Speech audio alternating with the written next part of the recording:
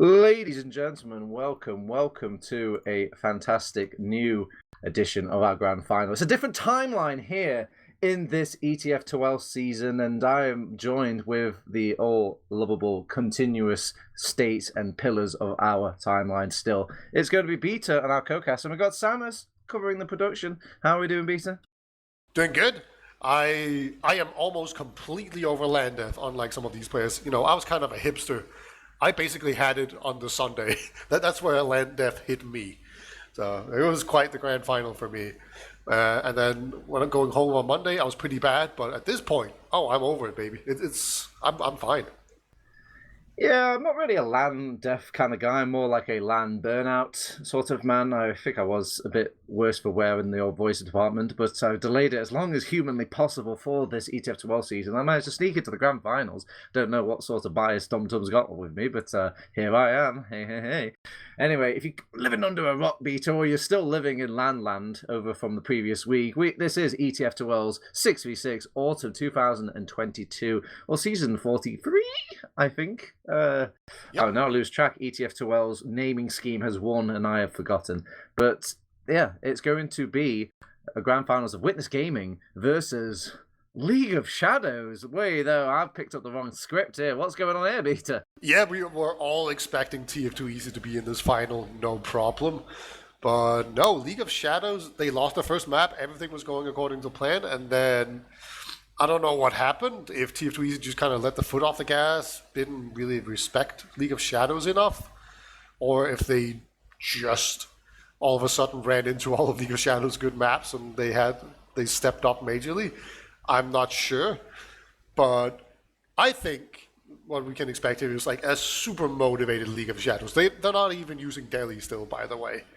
There was the whole Atlan where League of Shadows, they played against Witness Gaming on an online server, and that was 5-4 in favor of Witness Gaming, so a very close game, so that bodes very well for this. And gotta say, this could be another one of those. They had Delhi in that one. Delhi is 6 still, and he's not even able to play this, so they've actually been using a Merc. That's gonna be fancy that they've been rocking up with all day, and he's been doing well. Yeah, and look at these fancy logs here, Beta. They really are fancy in the adjective term and the noun, I suppose. This man is just taking over the server, top damage, practically top fragging for his teams. And dear me, he's what a replacement to get Delhi. Where was this man at LAN? Yeah, it's yeah, I don't know. He wasn't at LAN, I don't think. I was just like trying to make sure I don't say something too like, oh yeah, he wasn't at LAN. He was like, dude, we talked for like an hour. It was like, oh damn. Yeah, no, I don't think he was at LAN. No. But it's an interesting scape. It's an interesting timeline. Let me just kind of run you through it. So League of Shadows and Witness Gaming and TF2 Easy, they all turn up to the Arcadia LAN that happened the previous week, and they missed out on poor Delhi. Poor Delhi came down with the COVID, and he's still a bit sick now, so can't make it to obviously the LAN or this online space. And League of Shadows kind of fell a bit from grace. Expected to get third, ended up getting fourth, and lost out to Big Bloke LAN. And then Big Bloke LAN obviously continued the rest of the script. TF2 Easy and Witness Gaming also go on to do like the closest finals in human history of TF2.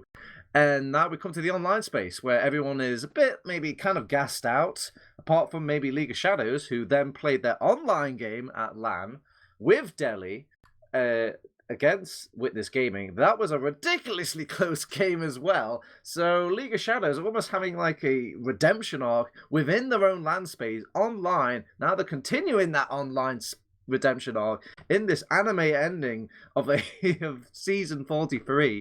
And yeah, they managed to conquer over the TF2 Easy demons. And I guess the only thing to take away from this beta is Big Bloke LAN is probably one of the most dangerous teams of our time that took out that team, and we should be thankful we're not seeing them now in this LAN final. Yeah, they're too fun. They're too dangerous, too powerful. But, yeah. All right, so just to get everyone's expectations clear, we have gone live a bit early because there's like an in-game notifications that should go live at around 8, and we don't want players to just, like tune in and see a holding screen. So we have gone live a little early. It's still going to be about half an hour until the game actually goes live. And when that is in actual TF2 gamer hours or time, who knows? So that's just so you know. It's going to be live in about 30 minutes the game. So we're just going to try and talk and hype you up until then. We're going to be talking about some stats and history and all that kind of stuff. Yeah, got you, boys. It's a tournament here, no tournament, right? Yeah, but Beta, let's get into the actual meat and bones of these two teams. We could probably do a small little nerd essay about each player if we really wanted to, but we probably should start off with the big boys, the kind of head honchos, the team that even my own mother could recognize at this point because they've gone to so many grand finals. Is Witness Gaming. Let me just reel off the register here. If you're living under a rock, and who knows, maybe some of these players might not have even turned up. You can question me. So over on the scout department, we've got Ixie and Thomas playing scouts. Thomas, I believe, playing the pocket scout, but I might be completely wrong here. Out of touch gamer and all that. Papi and Salentes will be playing pocket and Romo respectively on that soldier class. Domo will be playing demo. That should be easy to remember. And Mula is going to be playing that lovable medic. Beta, is there any sort of initial play you just want to jump out of the gate and just kind of, I don't know, gush over? A lot of these are definitely worth gushing over. I feel like especially Ixie had a really strong land. Mula had another really strong land. And it's probably Salentes that had the least or the most quiet land I know, wow. out of all of these. He was pretty good. He was good. I think, like, very obviously, he has a tendency to always come through when it's absolutely needed, and that was true as well. But yeah, not the most flashy land out of Salentes that we usually see. Usually Salentes shows up at land and just murders everyone. This time around, not so much. I will say, this time around, he did manage to make the Beggar's Bazooka Bomb work. Yeah, rare moment. So that's the main takeaway, right? Like, why analyze anything super deep when we can just say this weird gimmick play worked once? Unlike I-69, where it didn't. But yeah, Papi, probably the best pocket in the game. Thomas, probably the best pocket scout in the game. Ixie had a really strong land, probably played better than Thomas at that land. He did so many clutch plays. He has this tendency to run behind and just either play it out really slowly, or he'll just get in and get onto a demo man or a medic or something. He tends to not stay behind that long. It tends to be more of a sneak play, and then he just pretty quickly makes it pay off. And he was incredibly clutch in those situations on land. So hopefully that carries on into this online final. Yeah, the Italian master kind of coming out of nowhere. I remember having a short little talks with some of the Witness Gaming crew, and they told me about some of the preliminary choices that they had as first choice going before in this scout role when they were picking up scouts to be this sort of land replacement. And Ixie wasn't the first choice. I'm not going to go into major detail because I don't want to obviously throw out any sort of, I guess, well wishes of a different timeline where Ixie was replaced. But the boy has definitely stepped up from their expectations, to say the least. And how. I remember that Ixie was almost like seen as a discount Sorex in a way, and now this man feels like he's like dwarfed him in more ways than one. And Mula has also been like a fantastic sort of additional aspect to this team. Before they were kind of rotating around between like Classy and Domo and just kind of shoehorning any sort of other player from that Witness Gaming stack into that lineup. And it's nice to see this man kind of coming in, getting his own sort of identity within this team and making waves. And as for Salentes, Papi, Thomas, Domo, these are the long staples of the Witness Gaming crew. You might see them hot swap in and out between classes as well, but they've managed to kind of finally sit on what's considered their mains here, Beta. But is there ever a time or a period of Witness Gaming you look back and like, man, I missed that lineup, or I missed it when Thomas was playing Romo, or any of this sort of aspect? Or is this the strongest iteration of Witness Gaming we're seeing here today? I feel like this is the strongest that we've seen. Thomas is a good soldier, hits some nutty shots, does really good plays. Good players gonna be good players no matter what class they're on, but Thomas on scout has always been the top tier. You always want Papi on pocket. He's pretty much stayed on that. And then obviously they had Domo on medic for a whole while. That's really strong. Domo, he's really come into his own here on Demo Man. He's been Demo Man before he was Medic. Maybe he was Medic before he was Demo Man and Soldier. And he's been kind of been around. I don't know why he hasn't played Scout yet in Prem, but maybe next season. Who knows? Domo is just such a multi-talented kind of guy, and I really like his Demo Man. And just the fact he can get in a really good Medic in the form of Mula, I feel that complements that. And the big question mark was always, to me, Ixie. Like obviously Celentus is all-star on this team, really good. I don't think you can get a better roamer on a team. It's basically like him or Nobby is what you want on a big roster. So like the question mark is Ixie, and that has been answered pretty firmly. Like, yeah, he's good. Yeah, he's absolutely up there with everyone else. So no problem with that. So I feel like this is the strongest Witness Gaming roster that we've seen. All right. We can always come back to these players, but let's get League of Shadows a bit involved here. Let's go through the roster that I believe they're going to be running for the Grand Final. I don't think they're going to do any hot swaps out. I don't think Witness Gaming are going to deny them of their fancy demo. So just kind of reel off the registrar here. We've got Zoe and Flick on those scout classes. Rons and Duo will be playing soldiers. Duo pockets, Rons, Irma, respectively. June, she's going to be playing that medic class. And Fancy, merking in as Demo Man. Beta, I mean, this team obviously upset TF2 easy, but is there any sort of player to blame for that? Probably Rons. Rons has been really good. I want to say Rons is actually Pocket, but I could be wrong. Oh, whoopsie. Oh, yeah. I'm pretty sure that's true. But either way, Rons has been super good for... He's always been good, but he's been especially good lately. Oh, you're right. Like pre-LAN, LAN itself, post-LAN. He's been so good. Like, he's just hitting so many shots, making so many clutch plays, coming around, flanking at just the right time. Joe is always really good. And then, like, Flick is also definitely someone to keep an eye on. Just very solid scout. Gonna do a lot. And probably my MVP on this team is June. June is just playing so well. It's really impressive how much he just survives everything and makes the right decision. And always plays on the edge and somehow never dies, despite playing on the edge. Yeah, I'm looking back at the logs, and it's something to be said when the mate differences between TF2 Easy and League of Shadows is like double deaths over on auto compared to June. So it's the mark of a good medic, but also a mark of a good team kind of standing out, really showing that the right decisions are being made, because usually the medic is the one that suffers for those sorts of game plans going into it. Now, I'm going to have to ask this question, Beta, but not many people like to answer it because it's an aspect and we can only really theorize, but did TF2 Easy care? Does that even matter in the game of TF2? Do you need to want it? Do you need that hunger when it comes to winning online? I feel like the main factor in the fact that League of Shadows were able to beat TF2 Easy is probably the motivation level. Because both Witness Gaming and TF2 Easy was like, yeah, nothing else matters in this coming season. I mean, I'm pretty sure they got upset still when they lost, and they're competitive enough to the point where they're like, wait, actually, I don't want to lose. This sucks. Give me my win back. All right, so they're probably upset still. But when I talked to them after the LAN final, they were like, yeah, nothing else matters. Like, we just want another LAN final like this. Like, this is what we want to do. This is really great. Like, the ETF2L season doesn't really matter to us. Those were their words, like, right after the LAN final. And I'm sure they've kind of calmed down on that a little bit. Probably some adrenaline speaking and maybe a few bonks as well. But but I do still think that League of Shadows is way more motivated. Right? Nothing has changed for League of Shadows at the LAN. They were just like, yeah, we kind of disappointed a little bit. We want to prove that we can do better.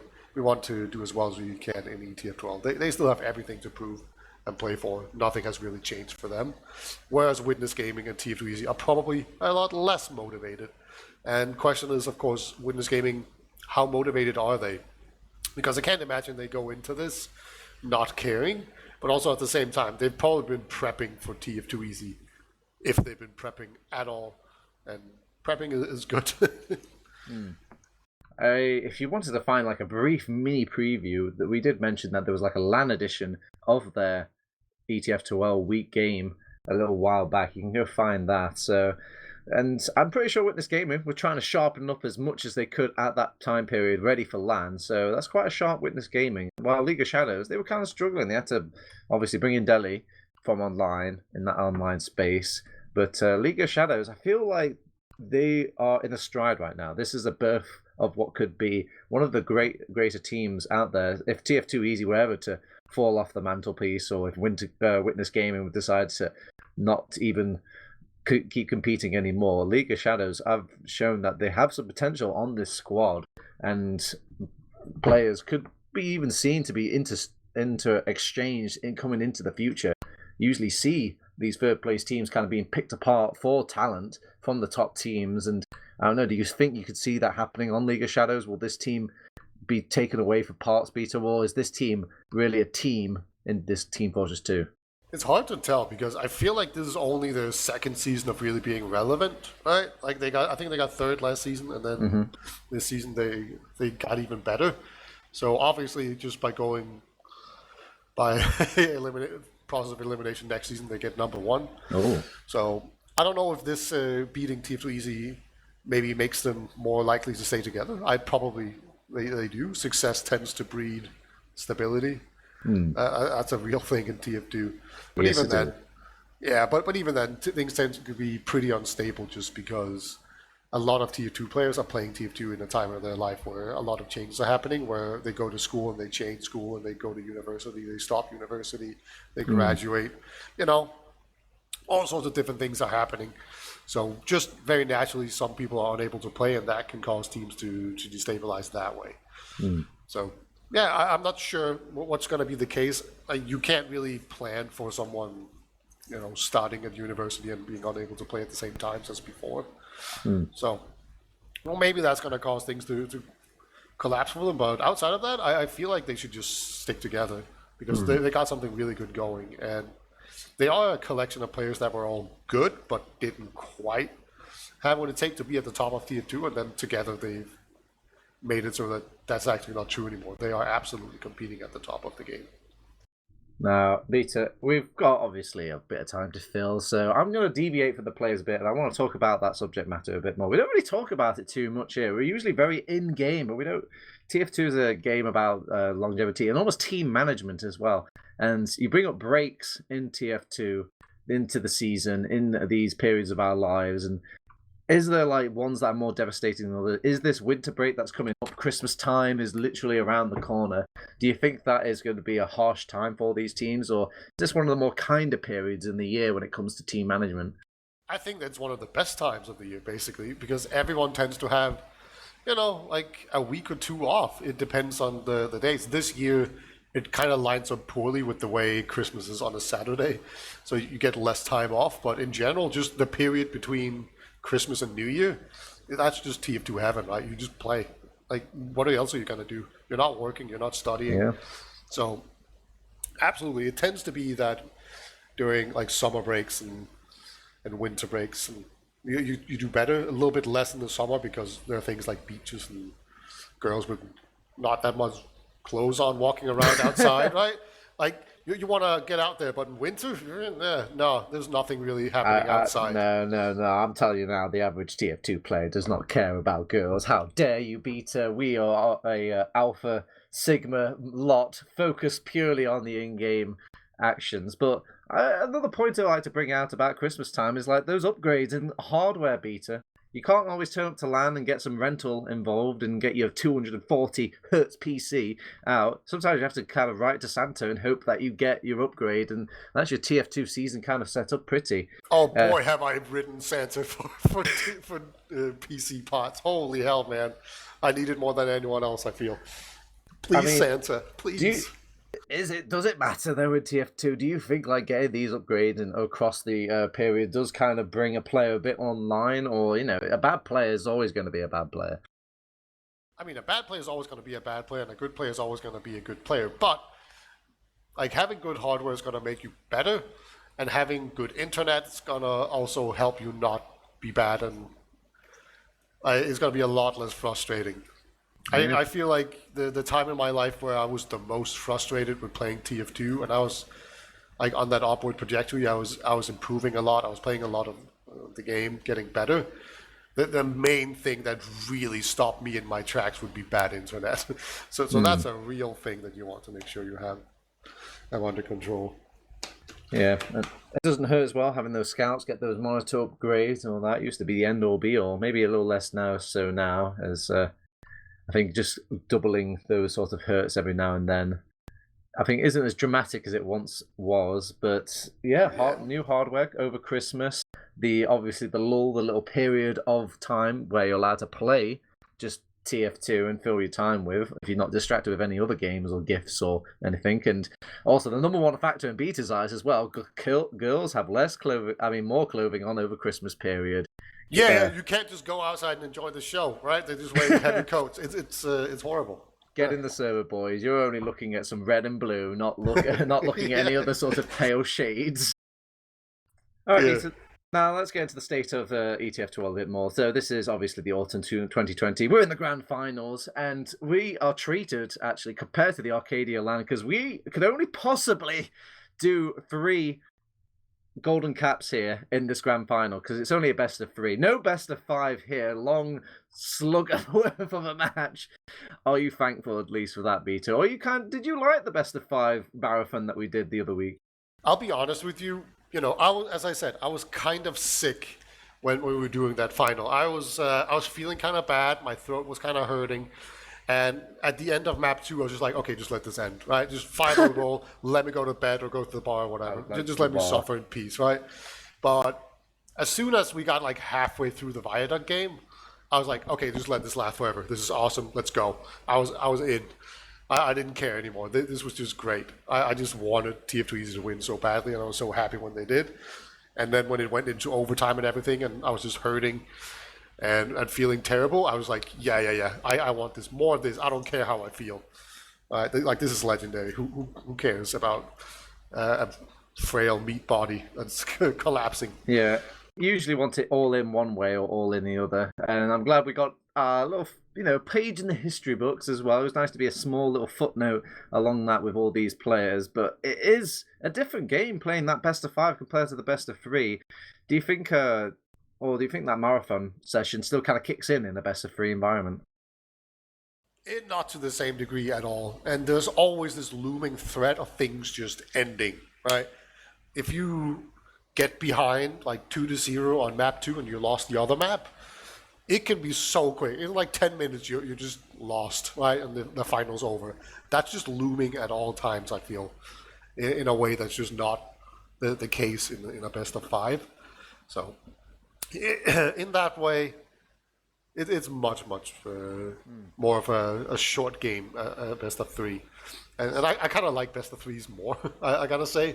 You kind of have less of an idea of what's actually happening in the series, whereas usually best of 5.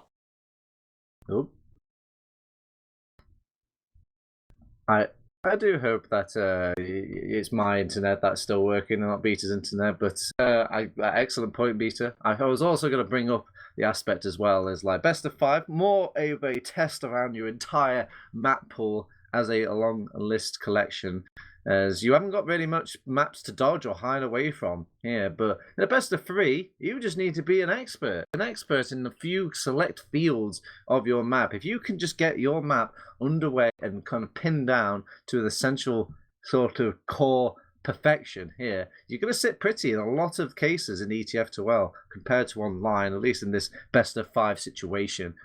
So it's just really a nice state to be in. Witness Gaming, though, obviously have been around the block. They're the ones that get to play these maps the longest. There's not really, you can sit at the top and then just have such glaring weak points. But League of Shadows, they don't have such a luxury. Usually you see these teams busting in 3rd place, maybe even upsetting 2nd because they're off the achievement of such a great map.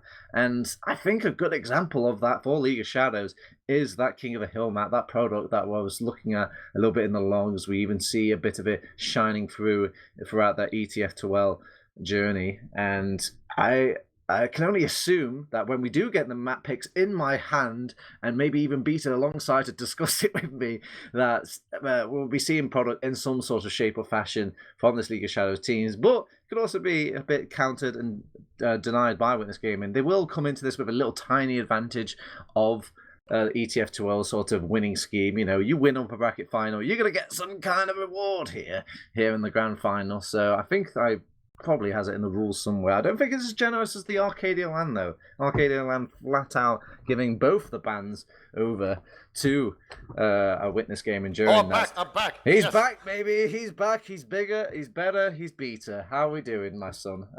We fixed those problems. All right. What did I miss out on, Turbo? I was talking about, you know, those sort of best of 3 map pool picks. You know, if you've got best of 5, you've got like a long map pool to kind of like judge all your skills as an all-round team.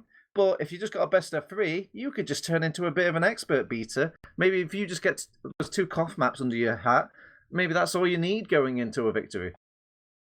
Yeah, it's true. You have a lot more. Yeah, you can limit the other team a lot more in their maps, right? That they have available to them. And I assume that the winners from the winner bracket get like an extra map ban or a map pick or something. I'm checking it right now. I'm heading over to the lovely ETF2L website. I'm scrolling down furiously. But in the meantime, Beta, tell me what sort of maps could you expect to be seen out? I made a prediction here, and I know you definitely heard it, so I want to see if we agree on the map choices here between Witness Gaming and League of Shadows. We haven't got the actual map picks. I just want you to just take a guess for me what they would pick. What they'll pick. So I'm guessing we're not going to see Snakewater because it's got to get banned out by Witness Gaming because the 4-5 that happened against League of Shadows Witness Gaming was on Snakewater, and TF2 Easy always played Snakewater against them, so they're probably planning on banning that against either team. And then maybe they've lost faith in Viaduct a little bit, but yeah, I'm not quite sure. I'm thinking they probably like Gollywash, they probably like Process, they probably like... Is Reckoner in this? I forget. It's ETF2. It's not, right? I can't remember. I think it is in. It is. It's just that it's that elongated big map pool, you know? That little... that fancy one. Yeah, and then they probably also like Bagel as well. Right. I've got the breakdown. I've got the match page. It's right here in the old scrolls. Team A, which I believe is the winner of the heavy fist fight, can decide which is Team A and which Team B. Huh. Wait a minute. So wait, did they not get an advantage? I don't think they do actually. Anyway, it breaks down like this anyway. So Team A will eliminate a map. Team B will then eliminate 2 maps. And then Team A finally eliminates another map. Team B gets to pick a map first. Team A picks a map.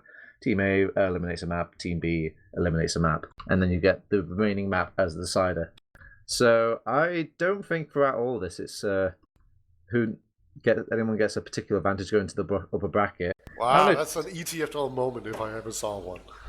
Maybe I'm just doing them disjustices here. Maybe the production can even shout into my ear as she's folding over and looking through the textbooks furiously. But I don't know, Beta. Some teams like it where you get like a little mini reward for working hard in that upper bracket. Some say the break itself and just watching your team struggle through that lower bracket and have that pressure is reward enough. What's your stance on it?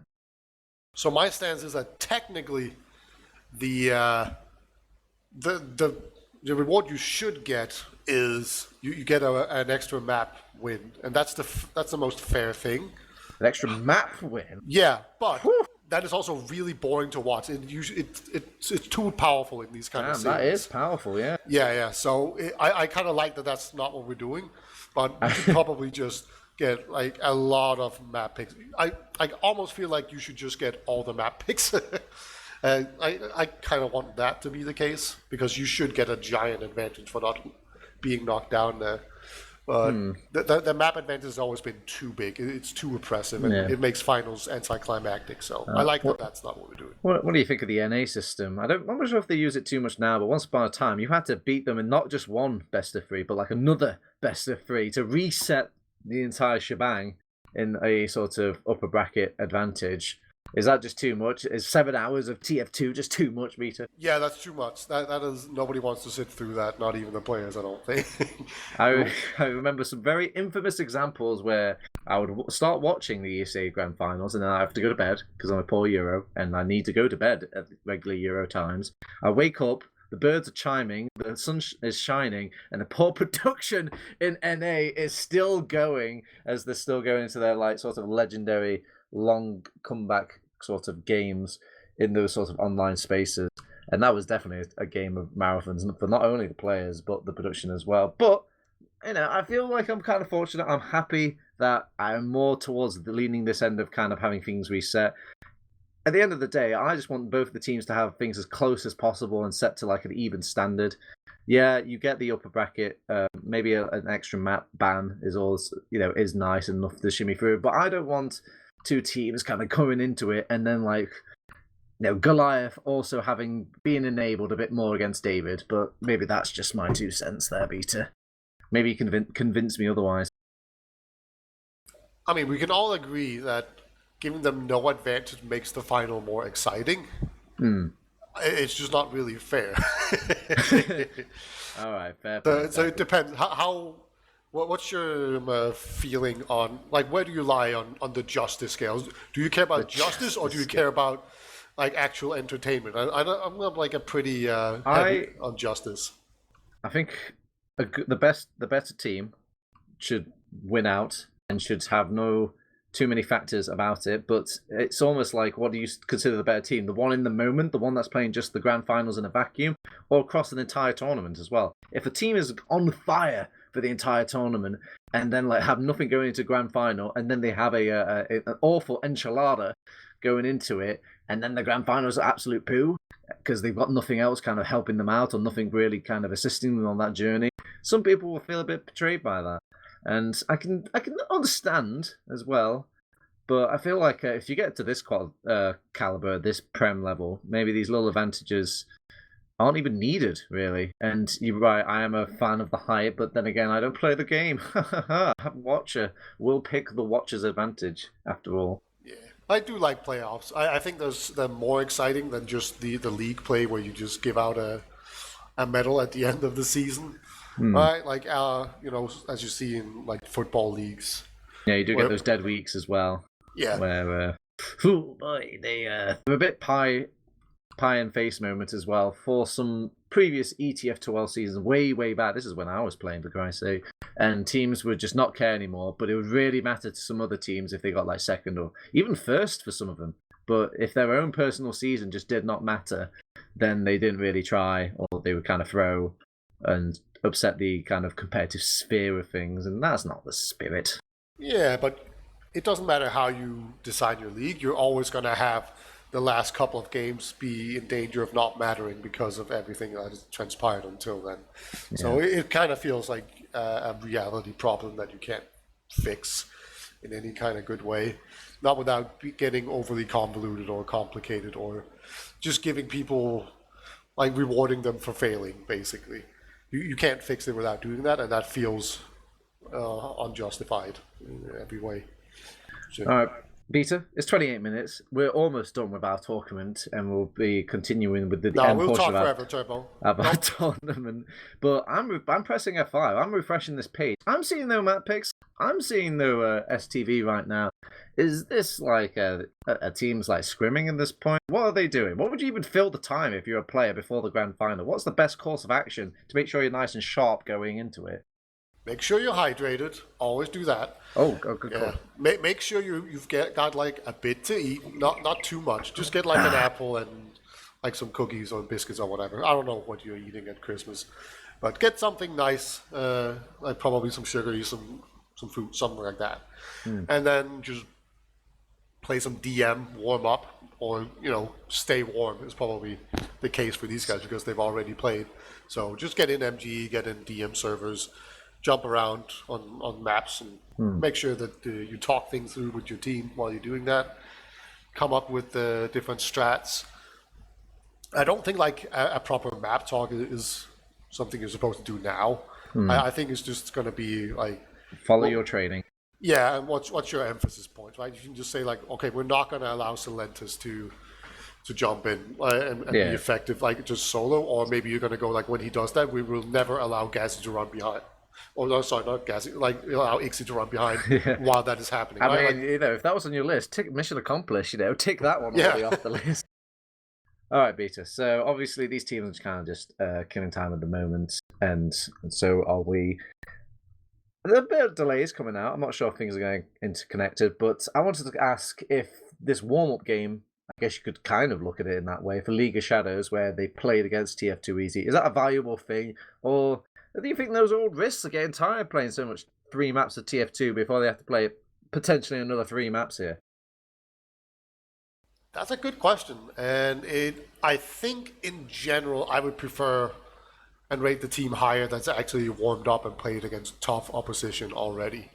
I feel like that's generally speaking better because Witness Gaming, they have been warming up as well. I bet you they played a scrim Yeah. against a weaker team, right? Yeah, that's exactly the point I wanted to go into next. But carry on, carry on. I'll see if we revisit. Yeah. So just when I know from just like playing sports in general that if you warm up against some really bad team, you're not just quite at the intensity level where you need to be at yet. Whereas if you've actually played against a really good team and you had to really struggle and have to just do everything in your power to actually beat them, then your intensity level is much higher, just naturally, and it's going to take a while. Like it slowly falls, but you're not going to fall down as much as it would otherwise. So I always just feel it's better to play against really tough opposition before you go into the next one, because then there's not going to be like that initial jolt of shock when, oh my god, these guys are good. Everything we did before, we did the same thing, but now it's not working. What's happening? Right? Like that whole thing probably doesn't happen in the same degree. Yeah. Now, the point I wanted to bring up was you get into the grand finals, teams are obviously being eliminated left, right, and centre. When you get eliminated, Peter, you don't really feel like firing up the old TF2 for a scrim anymore. You want to take a break, you want to sit back, you want to watch the grand finals with your buddy Tabs and Beta here in production, ready soon to watch it. So, who's going to play Paul Witness Gaming? What kind of, if you're Pappy, who are you even looking for in these sort of scrim things? Do you search Div 1? Do you just bang a mix together yourself? I don't know. What do you do? I know CSG was warming up TF2 Easy earlier, so maybe CSG are just the warm up team. I don't know if they're stepping up for Witness as well. I could look up the logs, but I'm not going to because that's boring. But yeah, it is a genuine sort of issue, and I think even everybody can understand this to a degree if you've been in a playoff game before, and even in those lower sections where your potential options for scrims falls off mightily here, and you get that problem where you just don't get a proper scrim in, and that proper sort of focus warm up, or even some sort of valuable lessons here. Do you think there's even lessons to be had on the final day of these scrims, or is it just I don't know. Is there still things to be learned even up to the last second before you play your grand final game? There are always kinks that you can work out where you just go like, oh, as a team, we need to focus on this and make sure it's better. But at the end of the day, it's going to come down to your team being able to adapt to your opponent on the day. So there's not going to be anything major, I don't think you can really do. That's what you should have spent the season doing, just preparing. Oh, Beta! Breaking news! Breaking news! I've got some lovely news here from Witness Gaming. Sorry, I couldn't resist. And breaking news coming in: Witness Gaming not happy apparently about not having a map pick advantage from winning the upper bracket finals. So that's a shock. Not only were we shocked by this revelation, so is Witness Gaming. So that's probably why we're a bit delayed and a little bit behind on things. Throwing toys out of the pram takes time here, Beta.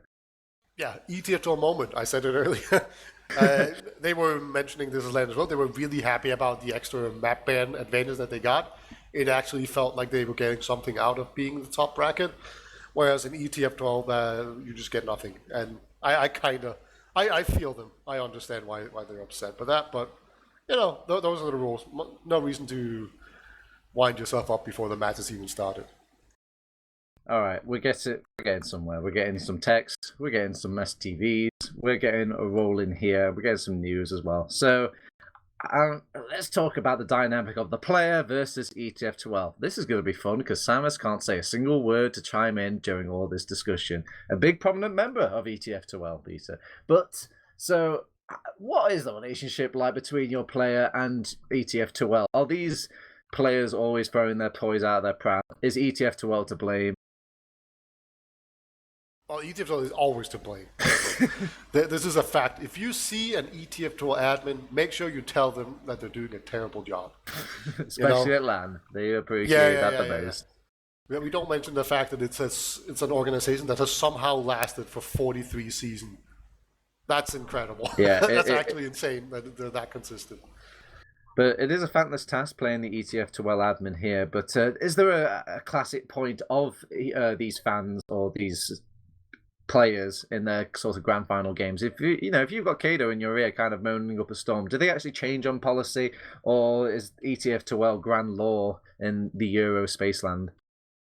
I mean, if you complain enough, they're definitely gonna think about it. If everyone complains about it every single season, then at some point they're gonna just give in, right, and say, okay, maybe we're wrong and we're gonna change things. And ETFL are generally speaking pretty good at listening to the player base. I think that's why it's lasted for as long as it has.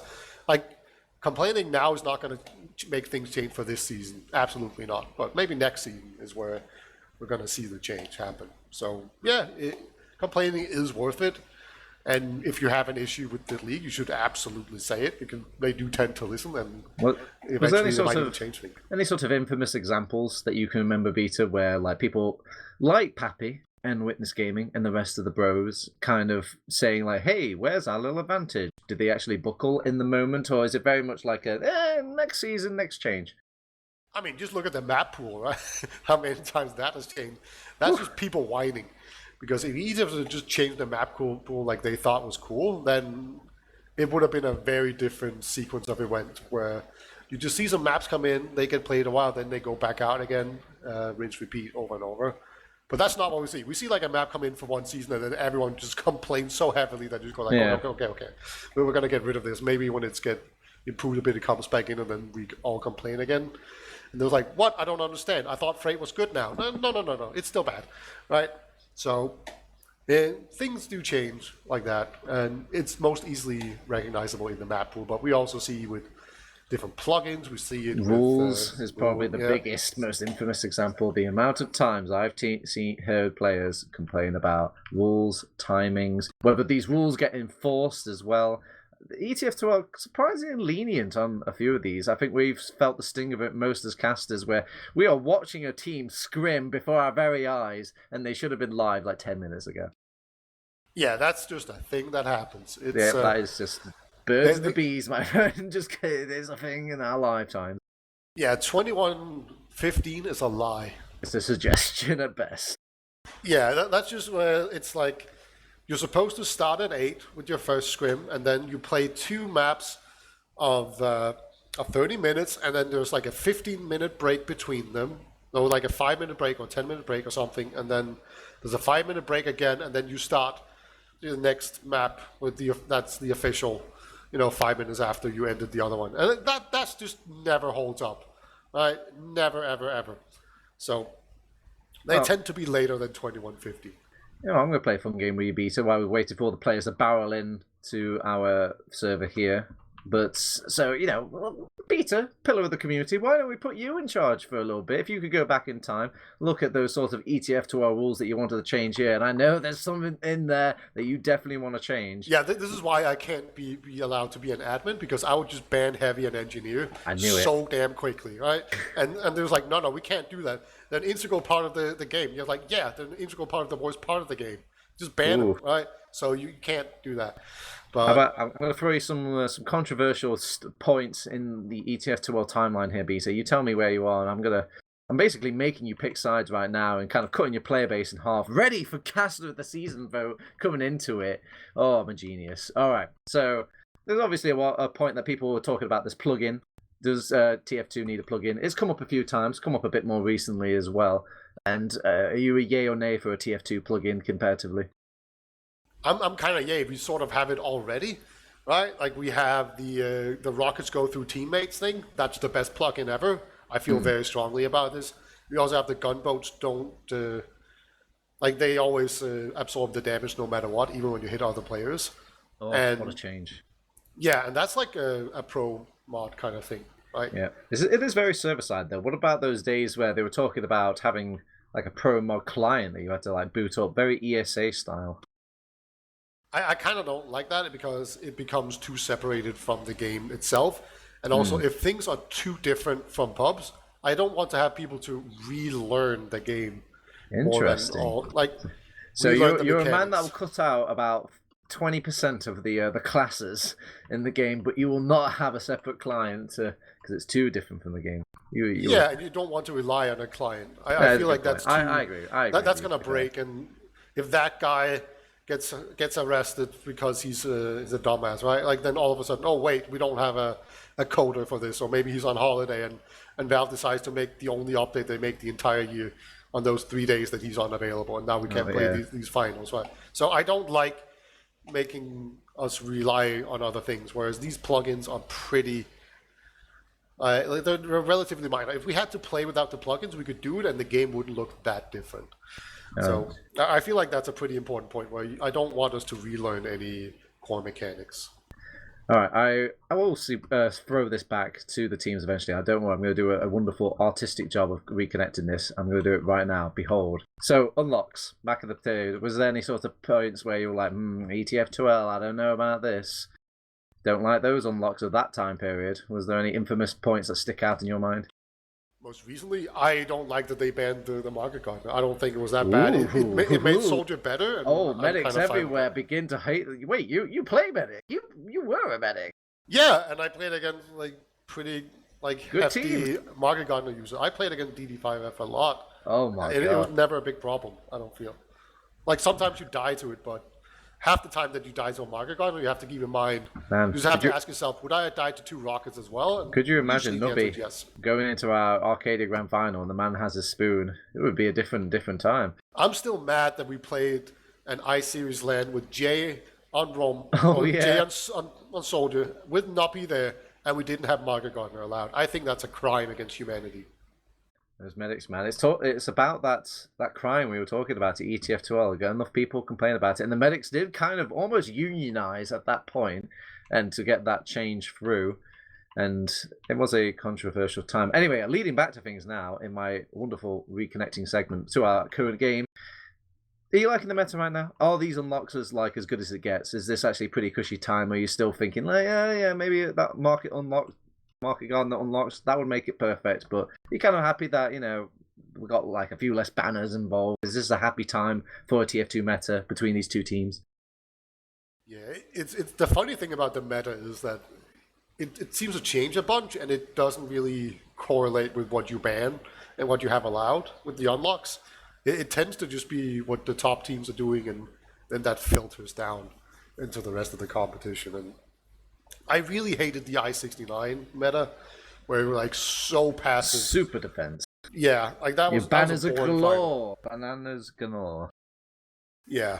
So, but what we've seen recently, at Arcadia and ETF2L Season 43, yeah, that's a fun meta. I feel like that is actually pretty good. Might be a bit too passive sometimes, but beggars can't be choosers. It's a lot better. It's more aggressive. I've always liked TF2 where teams are trying to push up on small advantages, or at least putting pressure on the opponent at all times, where they can never sit back and be comfortable at any time. Right? I don't want my team to put in 2 soldiers onto their medic, and then we can just sit back and not expect any kind of pressure to come out on us. Right? That's boring. That's dumb. We should be pressured in that kind of situation. We've got 2 teams, obviously. We're talking about meta, and we're in the EU land. I'm going to bring up EU gimmicks, Peter. Is there any sort of EU gimmicks that we're actually going to fascinate or titillate the audience with tonight, or are these 2 teams just about kind of playing some good old cookie-cutter TF2? No sort of shenanigans aside. We're seeing a lot more spy about all over the place. Is it just me? Yeah, it's interesting that we've seen more spies being successful. I kind of feel like spy almost defeats itself. Like, spy can be effective to a certain degree, where if you use it too much, people expect it and it no longer works. And then you stop using it, and then at that point it becomes effective again. So it just kind of has this level where right now we're at a small peak, and then I think people are going to adjust and go, okay, I understand that we might see some spy play now, and then we're going to see less spy play as a result of that. But I will say, right, we have Silentis. He's going to have some beggars stuff. We have, I don't know about the map picks, but we are on Sunshine. They just changed the map to here. So I'm going to assume that we're playing on Sunshine. And Sunshine is a map where you can use the beggars to do some weird bombs. So that's one EU gimmick that we have. Domo, use lock and load a lot in the Oh, yes, he at does. Arcadia. Yeah, so expect that, and then usually it's pretty map dependent. I'm trying to think of some weird things you can do. You can absolutely sneak soldiers and scouts behind if you're holding second and they're holding mid. Then you can put some pressure onto flowers, and then if you do it the right way, sometimes you can sneak a scout past while a soldier jumps like the bell tower and then maybe jumps out again or something. So you can definitely see some weird stuff on this map. But in general, Sunshine, not the biggest gaming map, in my opinion. Fair play, fair play. Is there any sort of things you've got maybe cooked up in your mind, Beat, or anything that you've seen in your flashy little pugs, or any sort of time escaping those STVs that, that's kind of cool, that, it might come into fashion later on. When are the needles coming back for Medic, man? That was a fun period. Oh, that is not happening until things change. Like, I remember when they nerfed the arrows really heavily, where they basically halved all the numbers on it, and you had to manually reload it. Oh, yeah. And it was still better than the needles, just because you could heal from a distance. But it didn't matter if it was only 75 you could heal for. It was still better. So that's not happening. But if there's one thing I look out for in this map, it's probably some fast rollout. Soldiers can roll out really quickly, so the demo man needs to be careful, especially when rolling flowers. You can just cross that corner and then you just get synced by a double rocket or something, or there's going to be a soldier in there. So definitely keep an eye on that during rollouts to see if there's some soldiers that's going through flowers really quickly. But you can also go through choke pretty fast as well. Are we in a defensive time period, Beta, or are we in an aggressive time period? It feels like we're kind of still in defensive sort of times, but I feel like we're changing the note to aggression. I don't know. Feels like, at least in my stance, these aggressive mids aren't working out as hard, but the teams are getting more aggressive. Yeah, I don't feel like the mid fights, the way they're played, can be really correlated with how the rest of the game is played, right? Because you have to fight on mids, and how you do that is not really correlated to how much you like to stalemate things and play things slow at the other facets of the game. So, Sunshine tends to be a pretty slow mid, I'd say. You kind of see teams rotating around each other or just kind of bumping heads up on the bell tower until someone decides to do something at one of the sides. You can jump soldiers behind. You can jump soldiers in pretty high and maybe get them behind on flowers on that little high ground thing area, or maybe just even onto the health pack. You have some options there, but usually outside of very quick soldier aggression, you kind of see teams hold back and just wait things out and spam as much as they can and just shut down any bombers. But what kind of can you picture for these two teams when they're playing their sort of things? Is there sort of an ideal game state or sort of where you want to see League of Shadows play against Witness Gaming going into it? Is there a particular way that they have to win? Is it about rolling those mid fights, or is it just really focusing on like getting those solid defenses? What would you like to see to give League of Shadow their best chance fighting up against the Goliath that is Witness Gaming? If they ever win a mid, I want to see them push forward so quickly that Witness Gaming are unable to really set up on last, because Sunshine last is one of those points where if you allow your opponents to set up with a sentry gun and heavies and like soldiers watching the chokes with the demo man, it's very difficult to ever get in there and even get the sentry gun down. So if you don't allow them to actually set that up while you have the advantage, I think it's really good. And also, it's also a map where you can chase down the medic pretty effectively. You can do pretty quick jumps, whereas the medic has to walk the entire way and it's pretty slow. So it's a long map for a medic to get out of mid. So chasing the medic down, really possible and good. Beta, it's just in. I've got the map picks. It's going to be Sunshine will be our first map. It will be Process will be our second map. And our final map will be Gully Wash. Kind of a little ending reminiscent of our TF2 easy game played just earlier with League of Shadows, winning out and edging out that out. And Flick picked Sunshine and Moolah picked Process. What do you think of them apples, Beta? Sunshine, actually, these picks make pretty good sense. I think Sunshine was the one map I didn't mention in our previous intro. But yeah, I don't know how good Witness Gaming is at this map, but it's one of those relatively less played maps, I feel like, for Witness Gaming, where we don't know that they're excessively strong or excessively weak, so it didn't get banned out. yeah, it feels pretty reasonable to say that we can probably beat them on this map. And then process, I was saying, yeah, I think Witness Gaming likes that. They seem very strong on it, so they pick that. And then Gollywash being the remainder, yeah, I think both teams are happy with that, especially considering, yeah, that's gonna be a real banger if we get to that.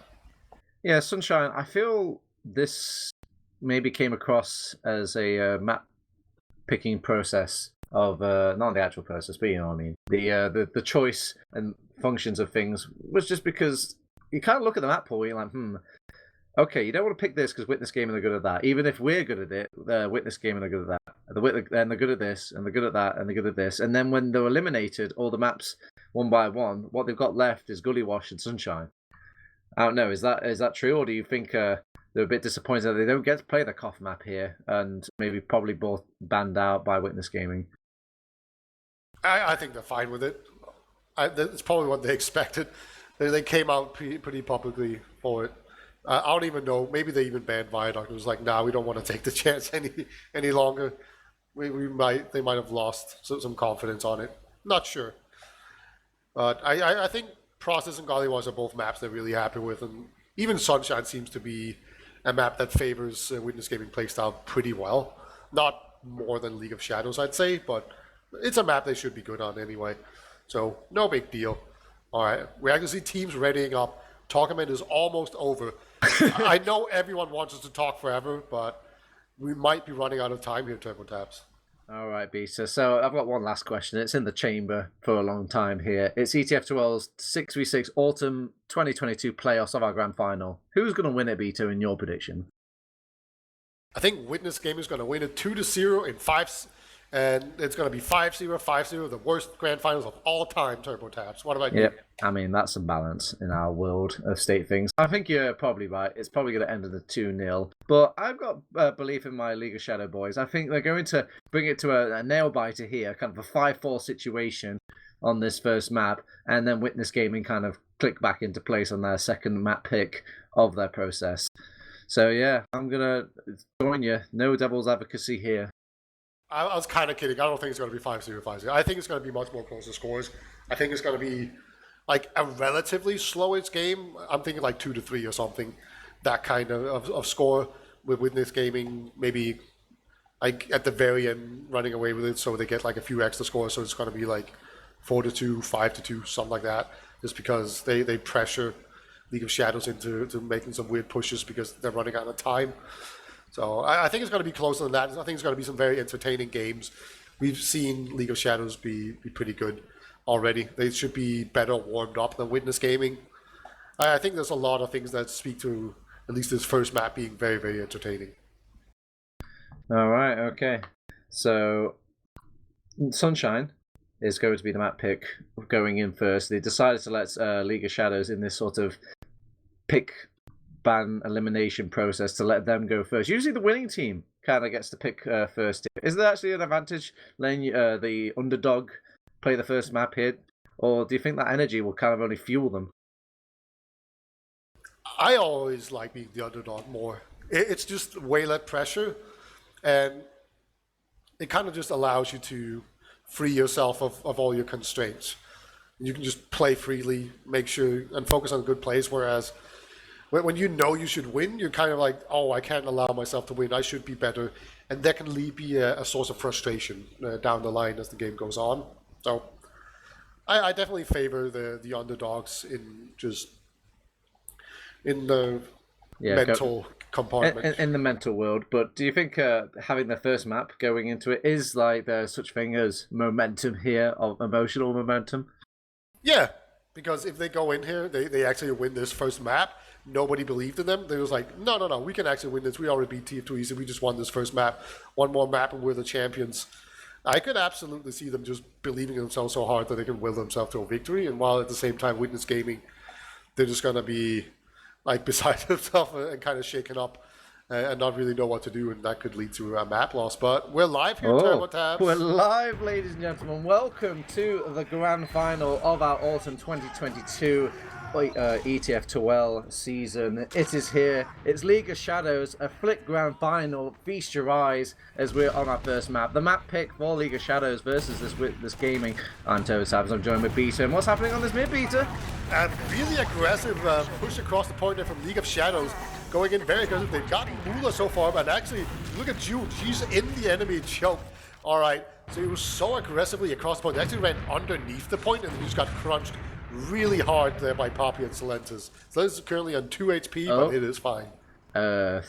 Pause. This is the fastest pause I've seen in an ETF2L grand final. My. Well, that clearly did not go to plan here, Beta, and they want to see what on earth is going off. Maybe some misers have just covered some dust between all of our waiting as well, and they're just shaking it off now during this pause. But it was an interesting mid. I felt like their plan was to kind of cut off the exit way for Witness Gaming, and then we've got them. But then it was kind of like a Meals on Wheels situation, kind of went in, fed. They were very, very much on the blue side of things over on this red League of Shadows, and it kind of played into their hands a bit. It was a race car type mid, right? You just put the medic on like a scout and you just zoom onto the point and you're in their face with the entire enemy team. It can work pretty well if the enemy team try to rotate around, and then all of a sudden you just catch like half their flank or something and you just steamroll them, and now you have their side, and all of a sudden they can't retreat and you have a man advantage. So it's actually like a pretty decent mid in that situation, but as it is right now, they didn't fall for it at all on Witness Gaming, and they just bombed the medic as she was running underneath. And yeah, took so much damage just making it across. They did get Mula. You know, there was just a ton of pressure in the enemy's flower choke, but that was all they really got out of that. And I was going to ask you, Beta, are you a fan of those cheesy mids, those ones that you kind of just come out of Hellscape, just have such a pear-shaped, weird mid that the other team aren't prepared for it? Or do you think like this is usually to be expected when you go full cheese on a mid? I like weird mids. I like having set plays, and this kind of felt like a set play where you have this one really specific plan to deal with the opponents, right? So usually the way it works is that if you plan for, playing in a certain way, like a tactic or a strategy, you get to practice that a whole bunch, and you know, okay, so when we do this and your opponents do this, then we can do that, right? So you kind of know some different permutations what can happen. Whereas for your opponents, they see it for the first time, so they don't know exactly what's going to happen. So they can't react to it as well as you can. So that's why I like practicing weird things. So even though it might be on paper worse, you have more experience with it and can therefore beat them with experience. What do you think about those strats that aren't really well practiced? Do you like making these sort of harebrained schemes in the midst of the fighting, or should you only just stick to a kind of collected playbook? I think you should generally stick to the playbook, but obviously sometimes the playbook is not working. Sometimes you need momentum. Sometimes you just kind of feel your own play being stale, and someone goes, oh, I have this idea. And that can actually be good to go for that sometimes. But you should definitely not make a habit of just coming up with wild ideas in the moment, I don't think. That rarely works. And very often you would be much better off just going for the safer, normal play and just trust your players to actually hit their shots and play it well. Interesting point, Beta. In this pause, you'd think this is like a wild sort of tactical pause from League of Shadows. It's actually a pause coming out from Witness Gaming, so I guess some people actually had their monitors turned off for that mid, but it still worked out. Silentis timed out. Okay, well there you go. I was going to say, I'm sure Poppy's on the phone with the ETF2 admins screaming at them about map picks still. I'm sure that's what's going on. Yeah, can you imagine you take all your tactical pauses just to have a good little IRC chat? Yeah. Ends in 30 seconds. Hopefully Silentis is going to be fine. He's currently in 2 HP. I guess he's not living long, TurboTabs. This is sad. Oh, sad days. Oh well, what can you do? I mean, if there's any sort of stability you want in all your players, it's probably a medic's connection. The amount of times I've seen like hearts broken from like a medic disconnecting and you lose all that precious supercharge. Yeah. It's a sad tear to make. Alright, Beta. I've got obviously we've got some time to fill as Solantis is still plugging in his cables one by one and powering the internet and funneling it through his Wi-Fi or whatever the man has to do. Yeah, we don't know technology. No, not really. But I want to ask you about this debate that I feel like I'm an outlier in this. So you're on mid, okay? You've got your game plan. Your League of Shadows. You're setting your target priorities on who you want to take out. A lot of teams, they want to get that medic first. They want to get that medic out of the game, get the heals out, and all this stuff. I'm not a big fan of that. I feel like you want to shoot the people with the guns on mid and then take out the medic next. And I feel like that's seeing a lot more of that trend recently, where medics are kind of prioritized. I don't know. Is that the thing? Am I just an old boomer that just says stop shooting the Healy bloke and shoot the man with the gun? What do you think? Who are you shooting on mid? Where are you dropping? I tend to favor shooting players as well. I kind of feel like the most important part is the what's it called? It's called the focus fire, right? That's the most important part. If you're focusing the medic, it's probably still fine. But the danger is if you focus the medic and the medic survives like 10 HP, it's the worst you will scenario. lose so hard on mid. Yeah, it's the worst timeline involved. But it is kind of like if you pour all your resources into that, you can't possibly lose the war, I suppose. It's kind of like you surrender the mid in a way, but maybe that's just my reasonings. But I only bring it up because it's a bit of a situation that we had in the previous mid. Poor Moolah got nuked out of orbit during that mid, and all of the rest of League of Shadows ends up losing that mid.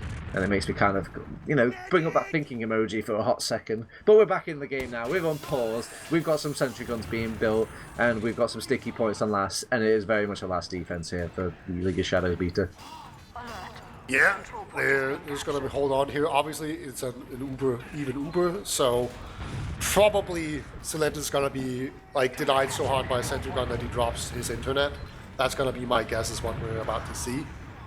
June actually has an ad. She's not on crits or anything, right? No. Okay. Just a little slow on building on Moolah some round. Shouldn't be a big deal. They're on offense. There's a sniper looking at spawn, or from spawn, sorry. There's a sentry going up. There's a pirate protecting it. This is just a big old last hold here. It's going to be very difficult here for Witness Gaming to break. Alright, well, my eyes are obviously on the Witness Gaming playbook and seeing what sort of thing they can cook up with going into this last point here. And do you think there's any sort of go-to method when it comes to these? Just is it about throwing Solantis in like this and immediately dying? I guess that was not the original plan for Witness Gaming, as they've sent him off to a swift death to maybe go for an off class here. I think this is when the pause happened now. Yeah, there we go, a bit jank there. And yeah, seeing no sort of off classes coming out from Witness Gaming, they're going cookie cutter again, beta.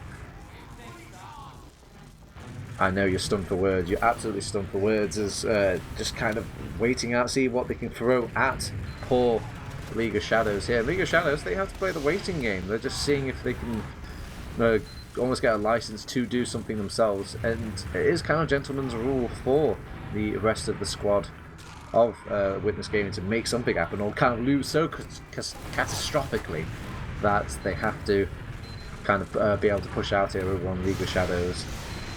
Probably go for a round reset perhaps.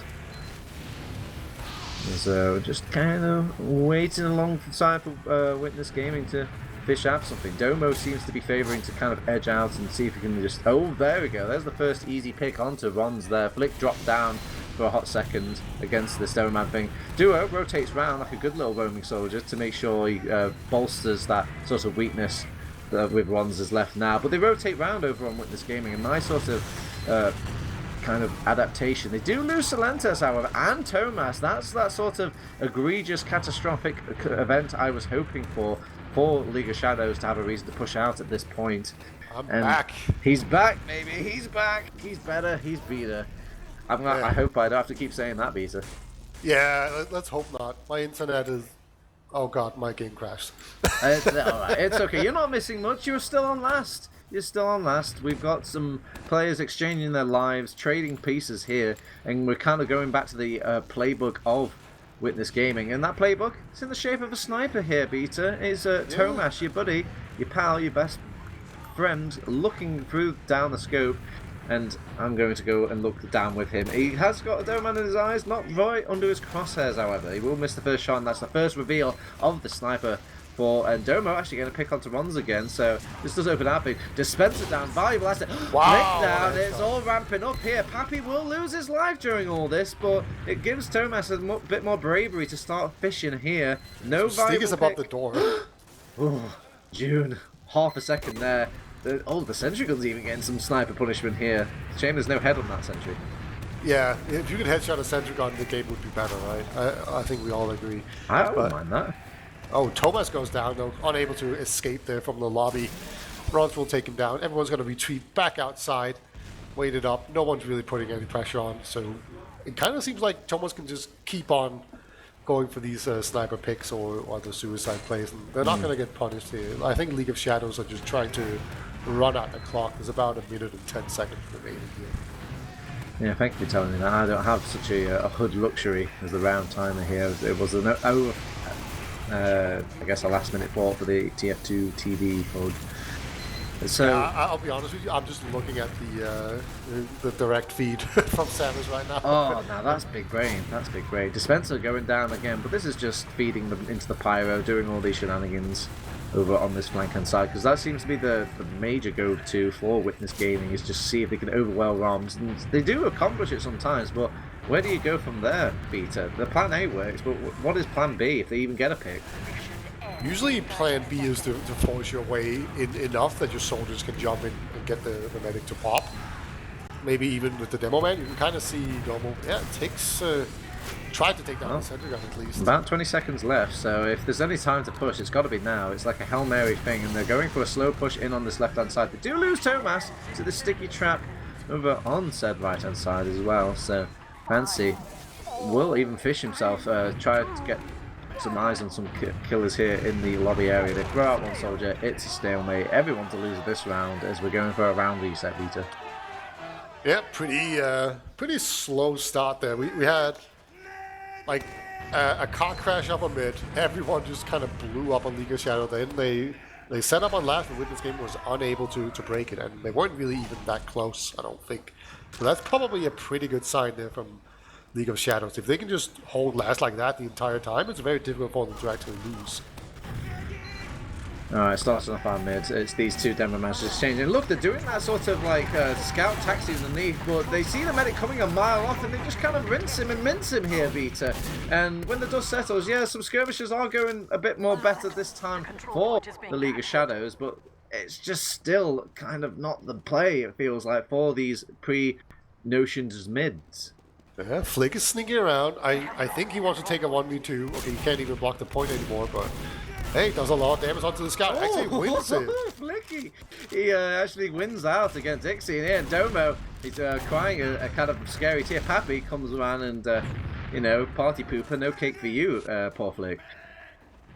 Yeah, I don't know what to think of that play. I guess it doesn't matter too much, but you know, he could have kind of hidden around and waited for some teammates to come in here. Soldier is going to jump in very aggressively.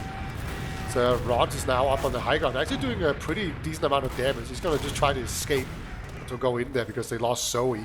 Don't want to commit any further.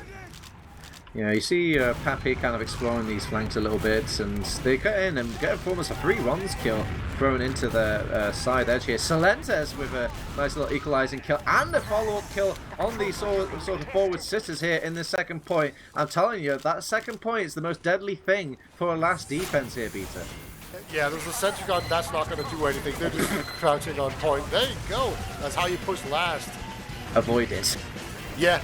You just roll second so hard that you get last. There you go. Really nice job by Witness Gaming. No, can't push last. Push second. There you go. 1-0. They finally make it. It's only been about 9 minutes played, but they are now up 1 round to 0. All right, 1 round, and it's your map pick, Beta. The Mumble's probably getting a little tiny silent here, but do they keep going with the same mid that they've been practicing on and going with before? It looks like they will change it up this time. Oh, launched up in the air is June, and then sent back down to the respawn queue is June as well. They will have Moolah still kicking on this mid fight here, and lost a bit more damage classes over on Witness Gaming. So I guess you can see my debate kind of called into question here. So it looks like League of Shadows are going to actually just cap it out, win out the mid, but they lose the wall. Okay, they've switched sides right now, turning tap. Oh yes, they have. They're trying to rotate back. Oh, nice little with ease. Nice, predicted, and yeah, they just kind of pushed them back out. They decide to trade a put. Domo, nice little flank around, kind of blindsiding them from Cafe there. Picks up a Zoe kill, and they're claiming mid here, leaving it for Ixie, the Italian stallion, to clean up, whilst they keep pushing in, and they have this Ubercharger beater. Yeah, there's a sneaky trap. Okay, they have spotted it out. Domo just ignores it. I love it. There you go.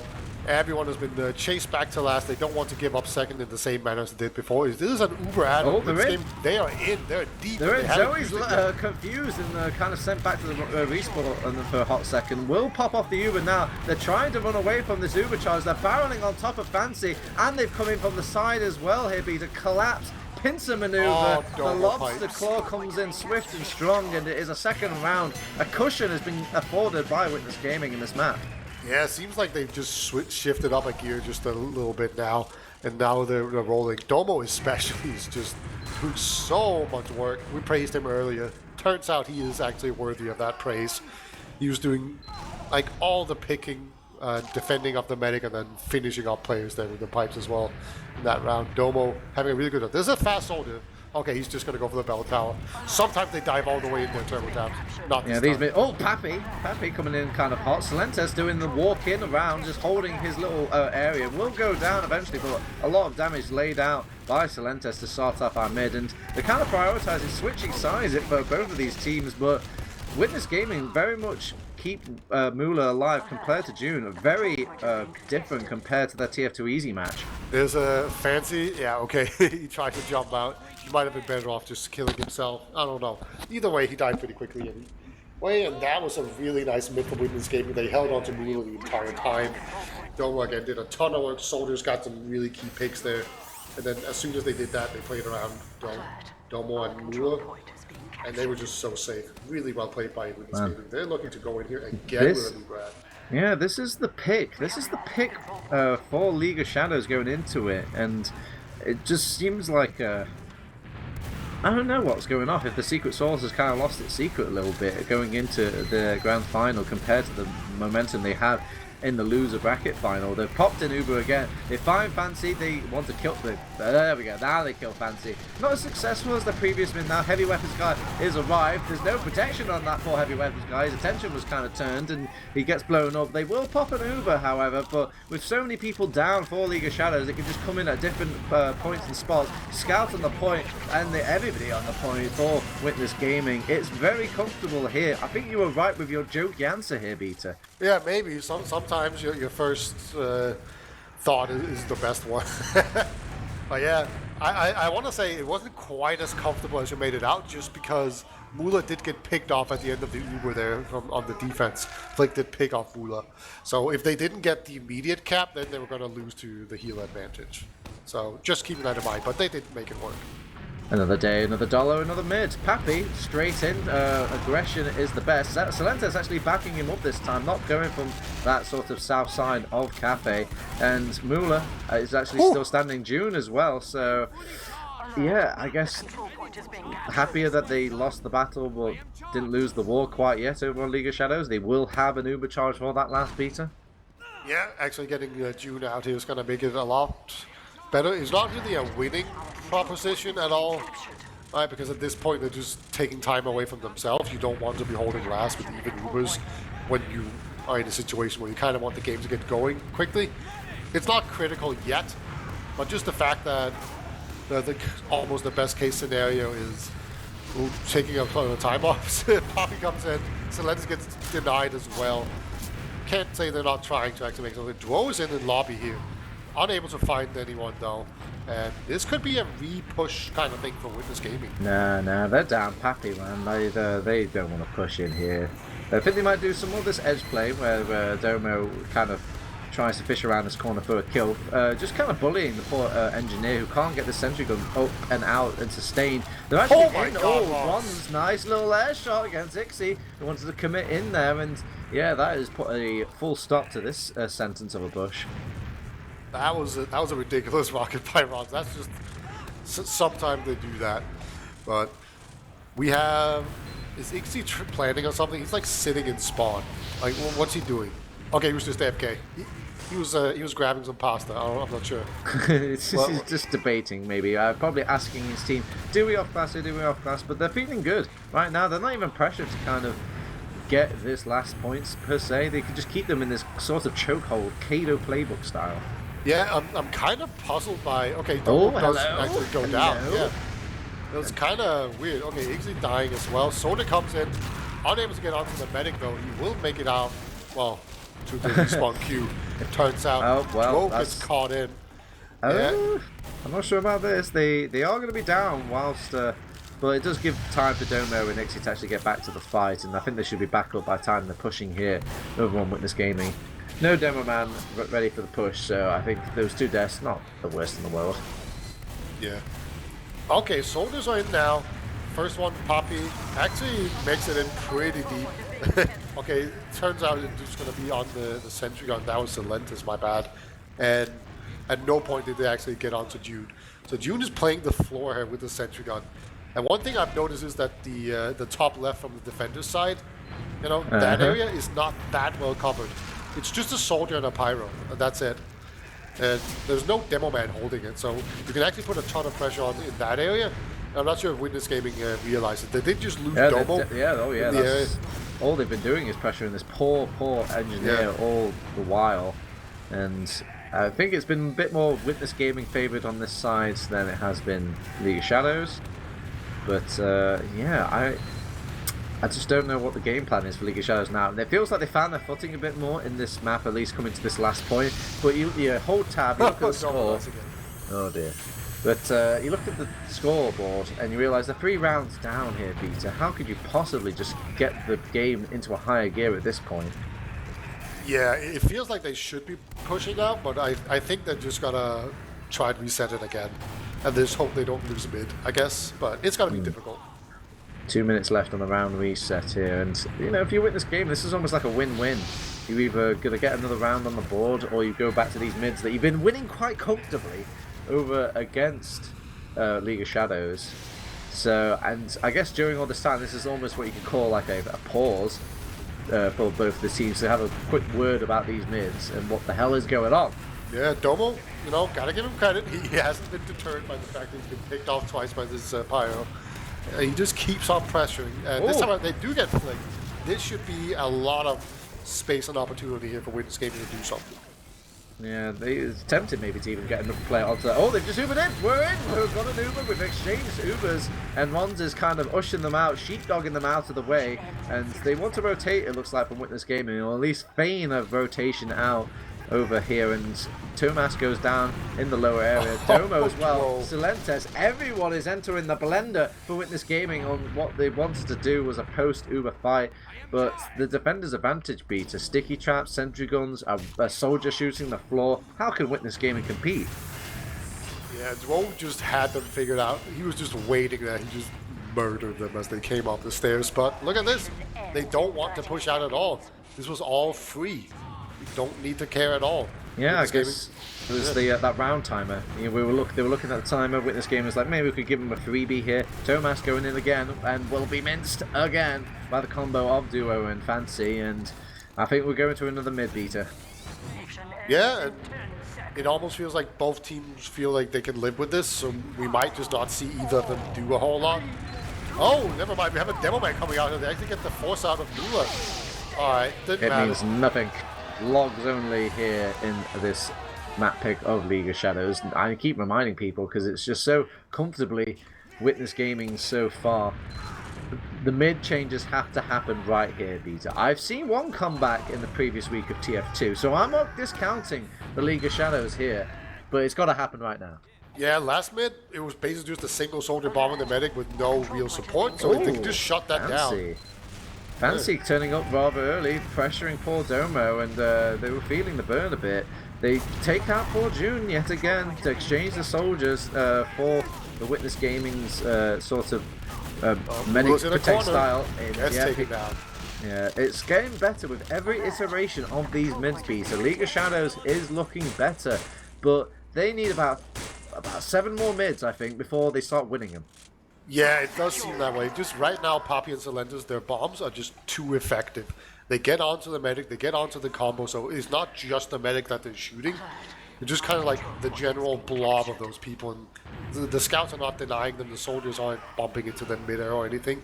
They just kind of get in there really freely and then do a League of ton Shadows, brave here, trying to hold second point. They don't want to give it away for free. Celentes, he's playing Secret Agent Man. He's playing Splinter Cell in this game of TF2 and seeing if he can get in. He's managed to get in unscathed. And June, prep back. Easy stab for the boys. That is a medic down for the League of Shadows here. Usually the behavior you see once a medic goes down, they go a bit, well, to say apeshit over on League of Shadows. They want to get in, they want to get those kills, but in moments like this, it kind of sends a team through an array. You can see Flick wanted to go aggressive, but the rest of League of Shadows, they just weren't feeling it. Yeah, it's so difficult, right? Because if you just go all in, you're probably just feeding your entire enemy team when you only lost a medic. So you don't want to go too hard in. And we already saw going in. that they can hold last. Using the Uber straight away. They've taken out Fancy, the crucial class for holding this last point here. Also Domo.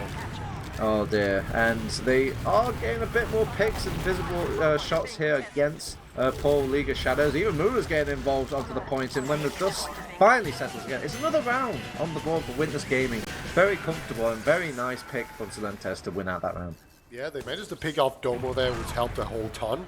Made the fight a little bit closer, but at the end of the day, just Poppy did so much work there, and they did a really good job of spreading out on Witness Gaming, and then just recontesting back onto the point. And as you mentioned, Fancy being down made a huge difference there. It meant that they could actually pressure the point and force a fight out of it. Is this your champion, ETF2L? Is this the team you've nominated to fight off against Witness Gaming? Pappy, he's right on time. Oh, June gets taken out. It's just following the script here and there. But it's only 2 pages, Beta. You just follow the same roll after roll of these mids. And we talk about it before. We're going to talk about it again. They are getting better and ever slightly better for League of Shadows in these mids, but it's just not enough. They need more mids before they can get the full adaptation and conversion to the min mid. Yeah, right now both medics are just getting vaporized on mid, like insta-gibbed. It's so crazy to see. These soldier bombs are so effective. Thought soldier was supposed to be bad in Prem, but I guess not. Nice job there by Iran. Gets in, picks off Celentus. Celentus didn't see it coming at all. Very, very smooth. And June actually has a tiny ad. They kind of need to just dot push on this if they want to have a chance. Just seems to, I don't know, I feel like I need to play these mids a bit more in slow motion to give credence to what some of these players are doing, but the scouts over on League of Shadows don't want to prioritize these soldiers, or they get caught up and shocked every single time. If it happens like, what, five times in a row now, I've got to call into question, what are these scouts doing over on League of Shadows on these mids? Yeah. I'll notice on the next mid which is going to happen, right? Yeah. Definitely going to happen. I mean, it's definitely can't happen. As if it depends if they can actually convert things out here for League of Shadows, or go to another round reset. But if one more round goes down in flowers, and this scout's about to die as well. This is the flower thing. You can now send players behind. They don't on League of Shadows. Oh no! Fancy goes down. He was holding the cafe so close that couldn't quite get out quick enough to rejoin his team on this last point. They've used an Uber in, and it's a weird, awkward Uber exchange.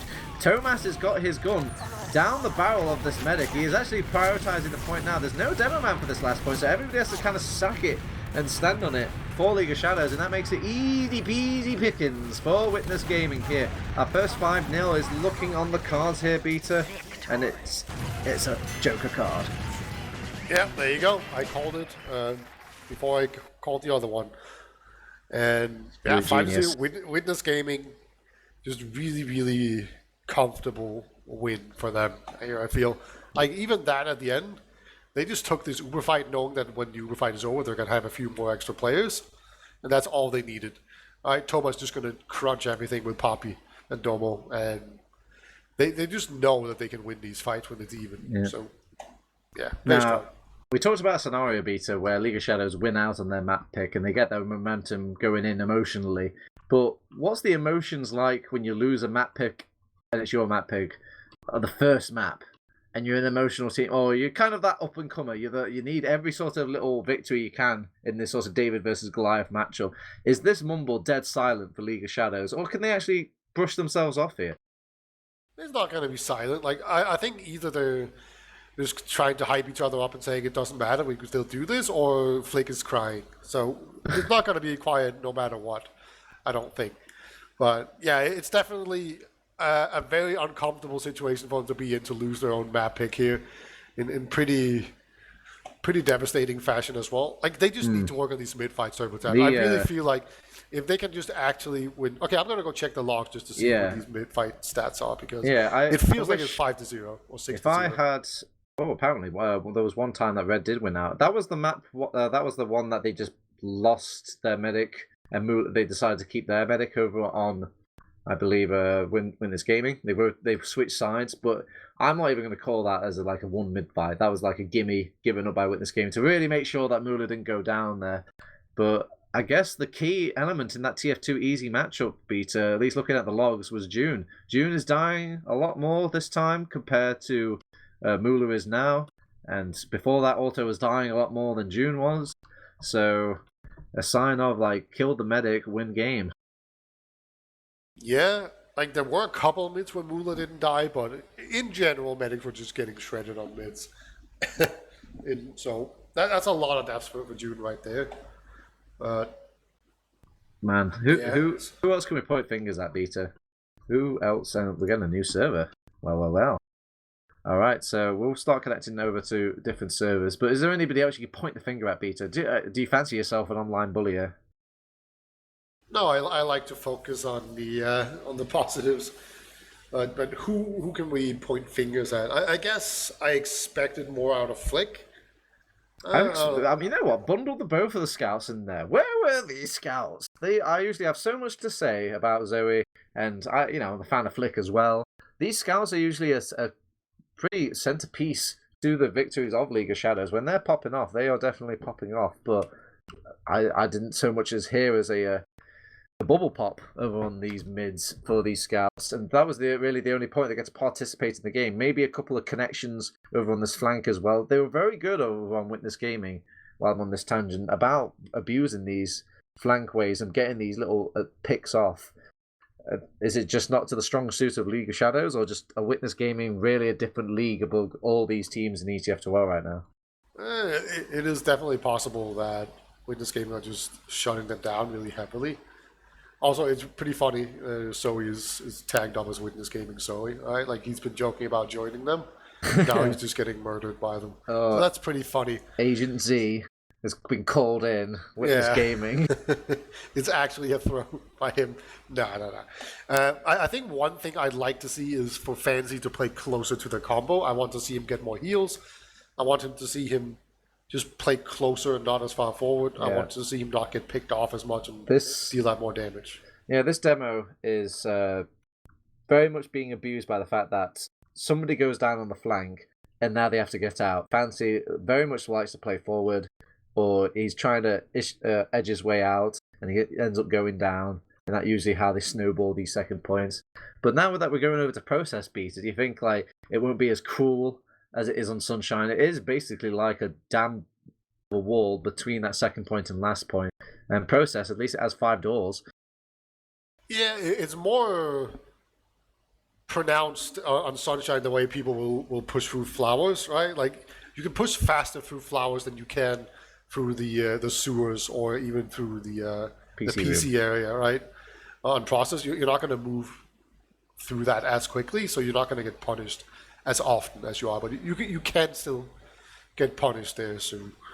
I feel like it still applies, or if nothing else, like I just want to see some more heals being popped into, because right now is Ron's getting a lot of the heals and he's doing well with it.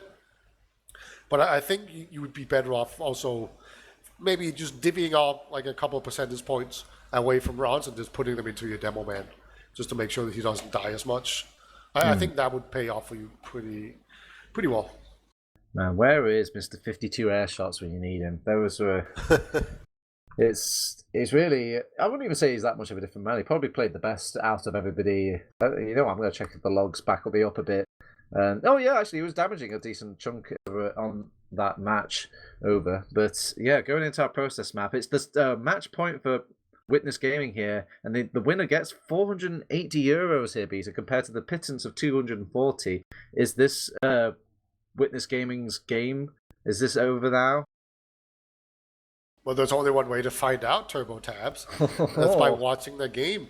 But I'm not going to write League of Shadows out just yet. I feel like they deserve a chance. But if I had to guess, I'd say, yeah. Witness Game is about to just end this and take it in 2 maps, if I had to guess. All right, Sam, let's get you out your checkbook as Witness Gaming are on the potential match point, and they are likely to cash in here in our ETF2L Grand Final. If you're just joining us, the League of Shadows are down by 1 map over on their map pick. We're now going into process our map pick for Witness Gaming here. Beta, one final word of advice to League of Shadows before we get into it. Don't take it too hard. Just play free. Don't worry about it. Don't think about circumstances outside of the game. Just enjoy it. Have fun and play well. I feel like that's the number one thing that you can very often forget when you're behind in a game like this in a final. You know, just remember to enjoy that it's a final, and you know, maybe get some rounds off of them. Maybe win a bit. That's cool. Do that as well. I like it. Just win, lol, as we are going to our mid, and already Domo nice and bright and early in our map of process. It's the grand final, baby. It's Toro, Taz, Beta, and Samus all joined into the little caster booth, and we're all trying to watch who can win out our first mid. Witness Gaming usually start off strong, even our Sunshine map, and they're starting off strong going into our process map as well. They've taken out a few lives. June has gone down. Mula is sitting quite pretty. Mula was sitting quite pretty in the past tense, and that medic will go down. A sigh of relief, I believe, in the mumble of League of Shadows here, Beta. Yeah, I love the lucky Merc comment there by Mula. Fancy jumps in. He's a hero on mid. They're going to go forward now, try to put some time on second, but I think they're going to get warded off pretty quickly here. Duo is outside already. Yeah, they don't want to give it up for free. They do end up losing it, but I think they're going to retake it pretty quickly. Yeah, they will get those forward respawns over on Witness Gaming, but that's the only advantage they'll get from claiming that now. They have got a bit of an uber advantage bubbling away potentially for the rest of League of Shadows. And they should know this, Peter. Zoe going down, however, to this flank. We've seen this kind of rear its head in Sunshine. Domo is walking out into no man's land, or is it his land? As they will throw in Rons. Rons gets punished by Tomas, and I'm just not seeing too much backup being provided by the rest of League of Shadows here. Yeah, they're playing kind of timid, and it turns out it is just Domo's land. Flick is left now. Flick's going to go down. Where is the rest of League of Shadows, Beta? Yeah, Duo was on the flank. He's not ready to be there. Everyone else has gone out. This is the exact kind of thing you don't want to see, where they're just kind of not communicating properly. Ron's going to go around. Time on the point already. So, yeah, Door will go down. So, not the cleanest of pushes I've ever seen here coming out of Witness Gaming. Maybe get a bit too excited. But either way, it's actually going to maybe urge League of Shadows to come out here, maybe? I think they're going to end up not going for it. Yeah, there was some prime beef, I think, coming out from a few blue players over on Witness Gaming, but I'm sure it's about the big picture, not the small picture, isn't it, lads? As the I've a sentry gun trying to be built here will get cleaned up and killed off by an early aggression of the rest of Witness Gaming. They kind of get in almost for free. Pappy is going to get a bit behind as well. If you're the heavy weapons guy now, you're stressed as you're being punched out. He will actually go back and try and... Oh, no, he's just thinking about going back. He's up on the high ground. I love it. They've got time on point as well. This does kind of force Fancy to get back down and into the arms of Witness Gaming. And yeah, they just kind of pull them apart here. The constant pressure on each little side here, Beta. And the weak armor points for League of Shadows are showing glaringly. Yeah, their positioning was just so good post-Uber there. Mula was up on the high ground. It was kind of funny up on the lip. But then Pappy was also in the back rooms as well. Just getting ready to come in there and punish them. So just very, very clean push coming out. Already pressing out, cutting that health pack away from Fancy. And let's see, the soldiers have always gone aggressive for Witness Gaming, started things off here. Pappy will be no different. He goes on top, he wants to kill June, and the will survive this time now. And they're just playing a bit defensive on both of these teams as they try to deal with the initial bombs in. I believe a breath of clarity for both teams, and they're trying to get back in, playing the edge game. They're a bit more spread thin, however, on Witness Gaming, and Ixie pays off wonderfully by taking out the Demoman. That's a life force usually for a mid-fight here, so we'll see if they can keep rolling the mid-advantage with Domo still alive on this Witness Gaming squad. Very big jump here. Mula's going to be a big jump. Pops on 5 hit points. Oh, 9,900! And they will pop over on June, and they try to come back in now. They're trying to chase out, and they probably will settle for a Tomas kill. Shimmy side to side. It's time for a second mid here, Peter. Second serving, and they've got Mula kind of still healthy, sitting pretty. The rest of the squad will get pressured out. Salentes getting picked off there during all this sort of thin lining and defending here between these two squads. It's just bad positions from League of Shadows. If there's any justice in this world, they will win out here. Yeah, looks like there is some justice in the world as they will pressure out Witness Gaming. Witness Gaming, they will be able to hold on to this choke point, so no further pushing going on. They actually have a bit of an ad. This is one of those situations where I would definitely not blame them for not having counted it properly. But it looks like they want to be aggressive, so I think they know they have the edge. Yeah, they know. They're definitely keeping them at arm's length here. Oh, Flick going down, and June not healing anybody in PC for a little bit. Could have been chased out. They will spot her now, and their chasing will take a little swift mini taxi out on that PC area. And they've lost another player down on that flank. Rons will this time equalize, but gets crushed by the rest of the flanking squad of Witness Gaming here. Again, it's just one point of the map that gets pressured so heavily by Witness Gaming, they crumble a bit over on League of Shadows beta. Yeah, they're going to try and set up on last. They don't have anything. Oh my god. Oh. Domo is with a lock and load. He's been using it for a while now.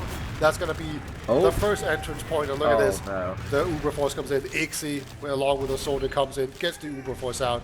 And Witness Gaming, they haven't used it at all here. Mula 100% turbo tabs. This is not some respectful TF2 I'm seeing, Beta. I feel like players are just kind of doing willy-nilly whatever they want over on Witness Gaming. They've walked in for free now through one, and they've popped off so late here.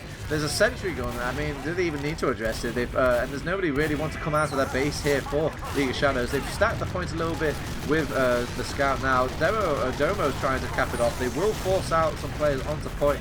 They are blobbing up quite nicely here on League of Shadows, and with Domo going down, that's the main sort of bread and butter for this push out. They try and get Pappy back in, see if they can fish out for a kill onto June. They will get the crossbow kill onto June, yeah, so that's a success story, yeah. Yeah, it was a pretty bad push overall. Okay, they're actually going to go for the re-push here. Maybe see if they can get onto Mula. Bait some players forward.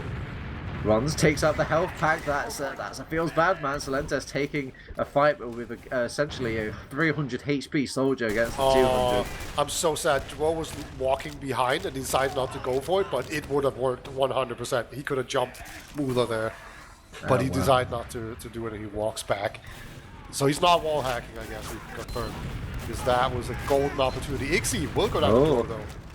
And again, they're just walking in, no respect. They've got this Uber charge eventually for Witness Gaming. And I think they're counting on the fear factor alone of that to keep out poor League of Shadows. Duo goes down as he did not catch the rest of the memo. He was fighting a scout and flank. Does get a kill, but gets picked off as well. They're pushing straight in. They don't have to pop it. Oh, they actually popped her out over on Witness Gaming. I think there was a sniper for a brief second, so a nice probably early pop. And on top of the heavy weapons guy this time, look at all that damage being rolled into him. No sort of safety net for these boys here. Soldiers come back into the fight, not really getting those initial bombs in they would like. And what a time for a pause, Vita. Yeah, it's definitely looking like a Witness Gaming win here in this round. Like, look at this. Poppy is just so healthy. Mula's pretty weak, but he's not in any real danger. It's just 3 combat, or it's actually all explosive classes on this point. Yeah, and no medic to be seen here, Beta. I don't know many defenses where you want just the explosive classes left on the last point. Maybe a man. I mean, it is 3 combat classes against 2. So that is something to keep in mind. Domo is slightly buff. Poppy is almost full health. Ixie is going to come in there soonish. It's gonna be a couple of seconds before Ixie comes in here, but Oh, maybe no. it's just the classic thing of, That kid's gonna come and clean up, isn't he? Yeah, he's gonna get the glory, isn't he? Yeah. Yeah, it's gonna be like a mad dash to the second point, and it'll just be like a toe that is needed, and it won't come out from Tomas, believe it or not. It'll just be Ixie coming in. Yeah, it's not gonna be the big toe. It's gonna be the little toe of Ixie. No. All right. Well, obviously, this has to be a tactical pause coming out from League of Shadows here. Your life and line of this grand final is pretty much this tactical pause and making these immediate changes on this point of the game. What would you say in the locker room at this point, Vita? I think the main thing they need to focus on is communication. Make sure you don't overextend stupidly, or if you retreat, you all retreat at the same time. That's the main thing that I've noticed. Yeah, it is looking a bit uneven, Steven, between the flank and the combo right now. And they all, Witness Gaming seem to be a talent about just really abusing these flanks and getting these points here. And then those flanks kind of coming in, assisting out any sort of trouble that is had on the other side of the map. Is there such thing as simplifying your TF2 in a state like this, Beta? Are they playing it too fancy on this squad of League of Shadows? I don't think they're playing it too fancy. I just think they're being a bit too timid and a bit too indecisive.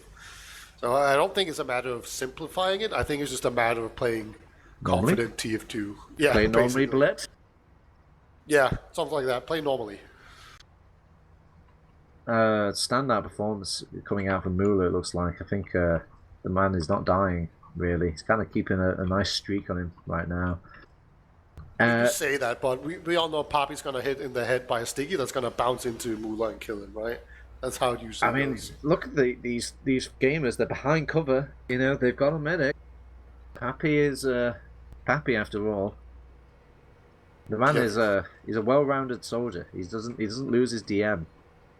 Yeah. So the problem is that we don't know the exact spawn periods right now. Yeah. I'm pretty sure Zoe and June just died, but I don't know about Flick. He might spawn in time to kill Ixie. I think these 3 players are going to die before the rest of the squad. Oh, there we go. Yeah.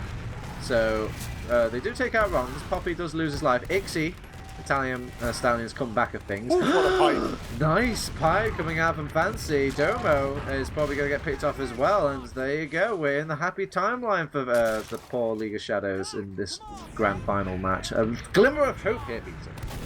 Yeah, just the 3 combat classes actually won out over the heals. Sometimes that does happen, but it's not going to be good enough to actually push out of here. They could go for a dot push. I kind of want to see Mula do that.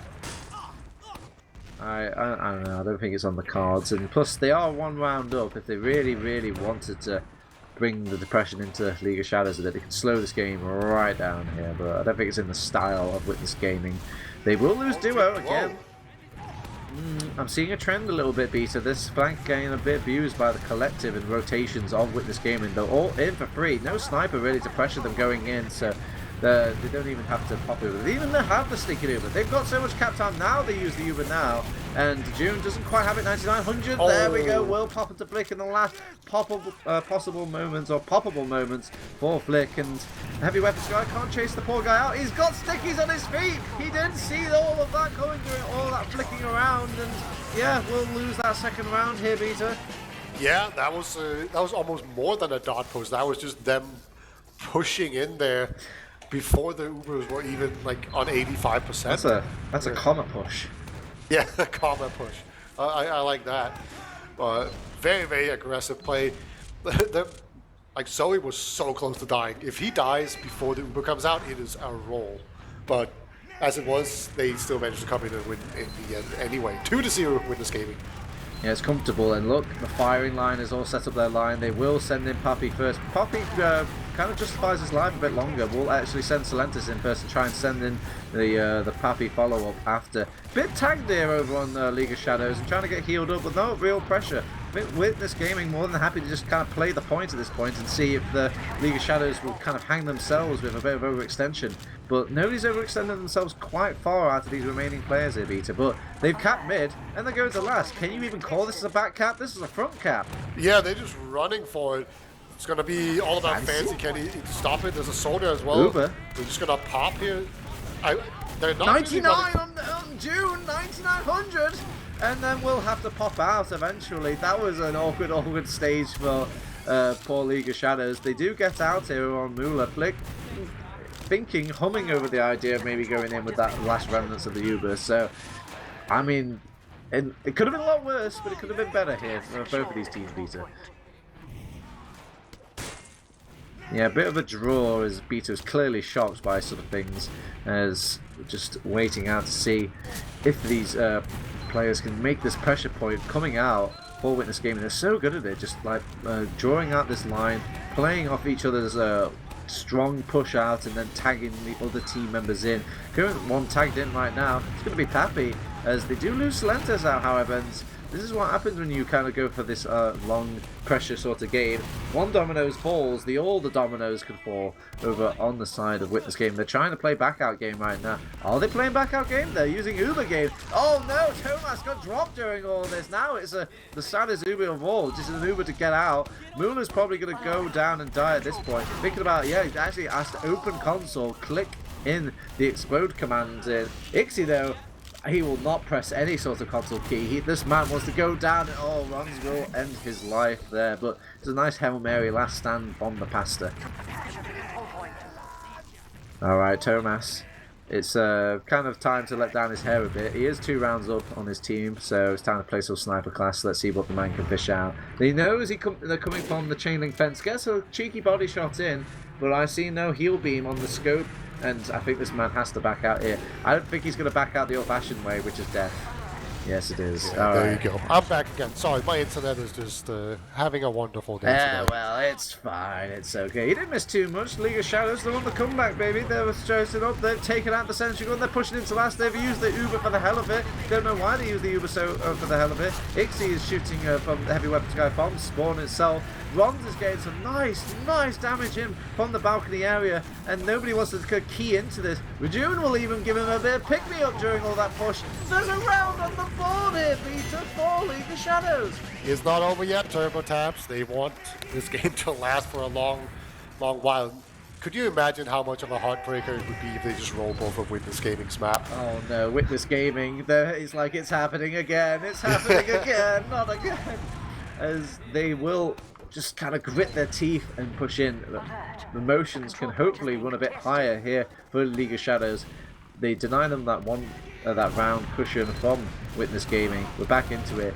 They did a good job of not overextending that last mid and playing off the health quite nicely for the League of Shadows. If they can keep this consistent up, Duo doesn't quite get healed in time. June as well gets cleaned up by Celentes, not as denied out on this mid as previously before. And look at the blob of the rest of Witness Gaming. They're backing out. I say backing out, they're technically pushing forward because they're on the other enemies' land here. They just want to keep Moolah safe, and poor League of Shadows can't really get round to get on top of his life here, Peter. Yeah, they do need to get back into mid before the respawners comes in from League of Shadows though, and they've done a good job of doing that. They're just going to move forward. There's a sword on top of the point that they need to deal with. One at a time. Lemmings in one. Form an orderly queue here, Peter. It's time for the death toll. Yeah, really great job there playing around Moolah. Moolah's just basically this carrot on the stick that they use to lure everyone forward, and then they just like slap him over the nose. Like, nah, can't get to him. Yeah, nobody likes getting hit by the stick, but we are back at last. We have an overcharge on the rest of Witness Gaming. They've even dealt with the sentry gun. I like this play where they send these soldiers ahead of time on these second caps to just keep these sentry guns under tap here. So they will go for this constellation prize of a sniper, but there's no eyes on him. They've just Ubered in from the other side, forced out that Uber from June, and they haven't managed to find nothing here, Peter, with that post-Uber. Oh no! Well, you say that just as they get the demo, man. That's really huge. That's gonna make, yeah. That's a fancy kind of problem if I've ever seen one. Fancy going down, overextending his life, and it's so easy for Doma to just walk in, use it, and expend all his ammo.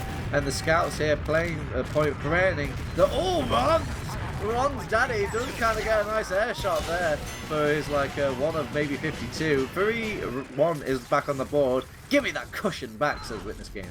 Yeah, 3-1. Really nice rockets, gets immediately air piped, and there was also a really nice surf from June, but unfortunately there was nothing for it to heal at that point, so just a matter of running back onto the point and dying. unable to get there in time. Domo's pretty quick this time around. Might be able to, yeah, Oh, do a lot of damage. Oh my quick god. happy jump as well. They're spamming him out, and oh my god, was that man on 2 HP at one point? Doesn't quite get it, and they're trying to get aggressive and play off, I guess, all this focus they had for Fancy, and they just enter the belly of the beast. June has wondered why on earth I joined the belly of the beast here with the rest of my squad, and they all get cleaned up here, Beta. They don't even lose their medic. Yeah, this time around, no hero plays coming out of Fancy to take down Lula at the tail end of a mid-fight. This is looking so strong. And Witness Gaming, it seems like whenever they have these kind of big advantages, they've been able to capitalize on them. So this is looking real grim. Zoe's going to have to hit the shot of a lifetime here, I think, if he wants any chance of holding this last point. Well, that's kind of funny. Zoe didn't actually come up as engineer this time, thinking that, oh, well, they're just going to shoot the sentry gun anyway. I'm going to try and get ahead of him, see if I can shoot the guy shooting my sentry. Doesn't do it this time. Isn't life cool in the game of TF2? As they've taken out that level 1 sentry gun now, lately placed by Flig, and heavy weapons will come out in good last point fashion. Actually surviving a bit much longer in this last point compared to its average sort of health span on this last push now. Zoe is kind of getting pumped heels a bit into deterring the rest of Witness Gaming. Nobody wants to step up here, Beta. Yeah, Fancy going down though at the end of this. Not quite sure how that happened, but that's a big blow to them. And they want to actually push out here. Silentis is threatening the back cap. And he gets onto the medic, somehow keeps him up, gets him anyway. Wow. The Silentes was getting picked apart a little bit from both of the sides there, and he's still with like minimal HP, still weasels out a medic kill throughout all that.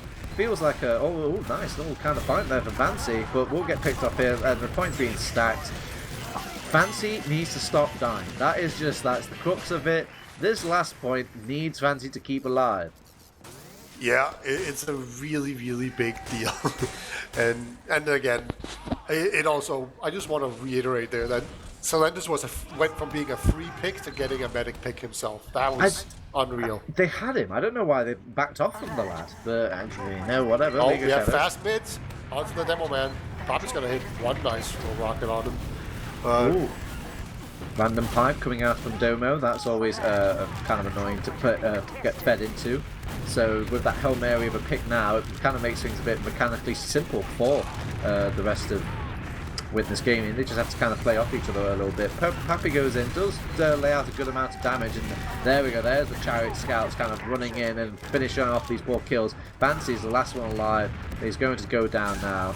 Yeah, actually slain by the sword. The one that gives the sentence passes the sentence here, Beta. Yeah, that was brutal. Everyone was just caught in that corner. And, like, Silentis was up on the high ground. It was just... Yeah, murder. Alright.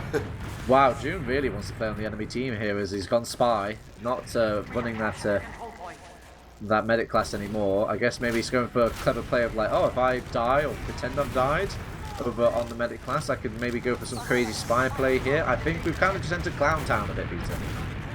Yeah, well, what are you going to do at this point? You're at such a big disadvantage. You're down 4-1. You know it's over. There you go. 5-1. Witness Gaming will be your ETF2L Season 43, whatever the ETF2L decide to call it, season champions. Well done to them. Clappers all around, clappers all around. Well, Peter, I mean, what can you say? I kind of expected almost like an anticlimactic. There's never a point in TF2 where you can get close, super close, insano final at LAN and then expect to get a super close online final in ETF2L. So, and we get what we want, but somehow I'm still disappointed. Yeah, I think it was just the real highlight came in the semis or the lower bracket finals. Yeah. Sometimes that's just the case, and there you go. Did they just run out of gamer juice? Were they just not really pumped enough and they were just tired from those games here? Was this a different team than what we saw in the losers final here, Beta? I don't think so. I just think Witness Gaming was better, and I think Witness Gaming versus League of Shadows was a pretty good matchup for Witness Gaming. I think TF2 Easy would have been a closer game because those two teams just know each other so well at this point. So they play to each other's like level. All right. Well, I guess the only thing to really kind of dot the I's and cross the T's is kind of look at the logs here, but it feels like I'm kicking sand into the poor kid that's fallen in the sandbox over on League of Shadows. But I hate children, so let's go. All right. Yeah. So over in this logs.tf beta, I'm seeing a lot of blue players at the right of the top. If we center it by EP alone, which is damage, and I'm trying to find some redeeming factor here for the rest of League of Shadows, and I'm coming up with nothing. Nobody was really having a good game. The only one that could really argue for like having a decent game was maybe Ron's, possibly. Yeah, probably that. I don't know. We were kind of talking a lot of shit about Fancy. He did top damage for them, so yeah, definitely write that. That kid kept dying. And I didn't like it. I don't like it, Peter. I want to believe in League of Shadows side, but I guess it's the crooks or the dirty warts of a merc. They're not quite Delhi, are they? They're not quite on that practiced sort of wavelength of the League of Shadows. Is that the reason or the finger to be pointed here? Just the merc. I think it was definitely an argument to make that they would be stronger with Delhi, their main demo man, and a really good demo man at that. So yeah, I think that is a factor, but it's not the only factor. And they did beat TF2 easy without him, So I want to give a lot of credit to Fancy. He stepped in and he stepped up. Yeah. Also these mids as well. Not been great from the old League of Shadows. It's really, really hard if you lose out on that first thing. It's like you get to decide if you're going to throw the game or take the game from that point on. It's kind of your ball in your court for Witness Gaming to start off things. Do you remember the stat? How often does the team that win mid win the round? It's like 70. Like 70% or something like that. It is a tough hill to climb, especially in modern TF2, where you can really kind of just keep a chokehold if you wanted to, and that's usually what teams like to lie to. It's been alleviated a little bit with the round reset system and kind of giving almost like an objective for the defending team this time. So I don't know, maybe tweak the numbers. Do we keep hot swapping those numbers in beta until you know what? I want to hot swap. I want to get Poppy and Mula in here. I want to bump them in there for a winners interview. That's a segue.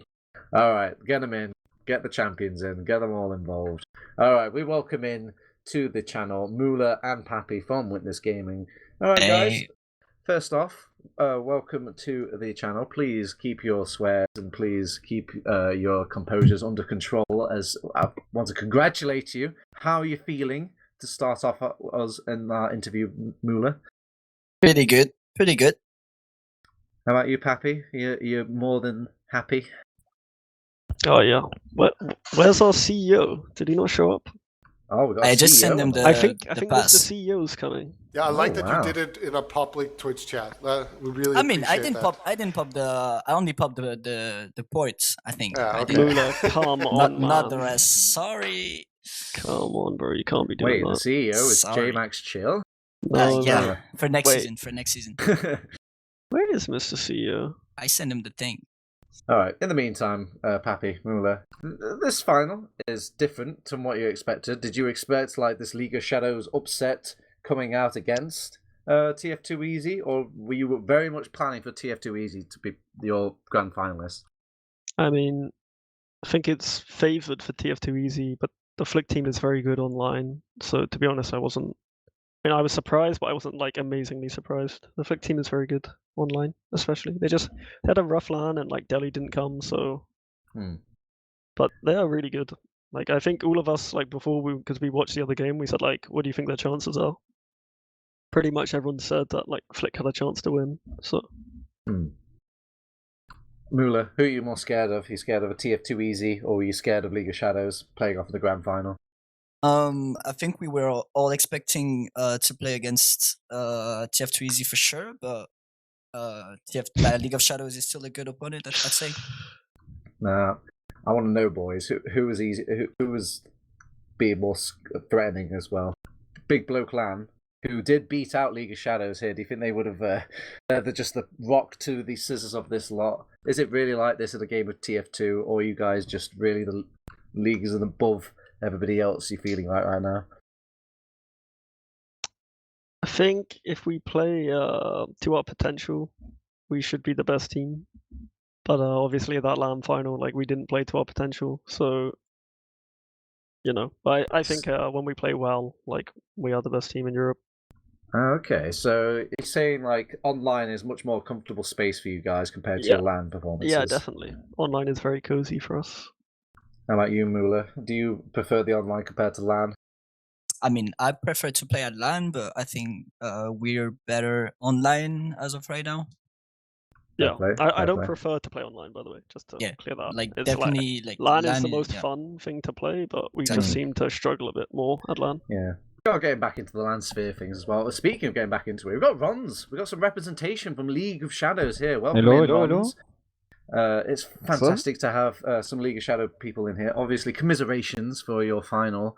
And, I mean, walk me through it. What went wrong? What do you want to talk about in this interview? I don't know. I think we're like very surprised, very happy that like we made finals.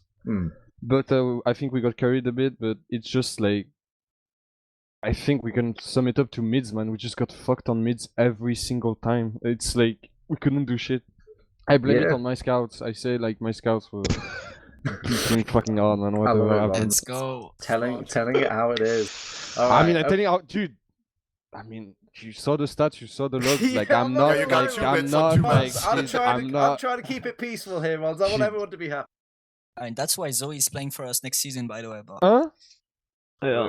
Sorry for that. Sorry, yeah. Yeah, we okay, made a deal. I'm not playing the game anymore. Oh, Agent Z was called in halfway through this map. I got you. All right, Rons. I have got a genuine question of the gameplay in this Sunshine map. That your map pick going into the grand finals.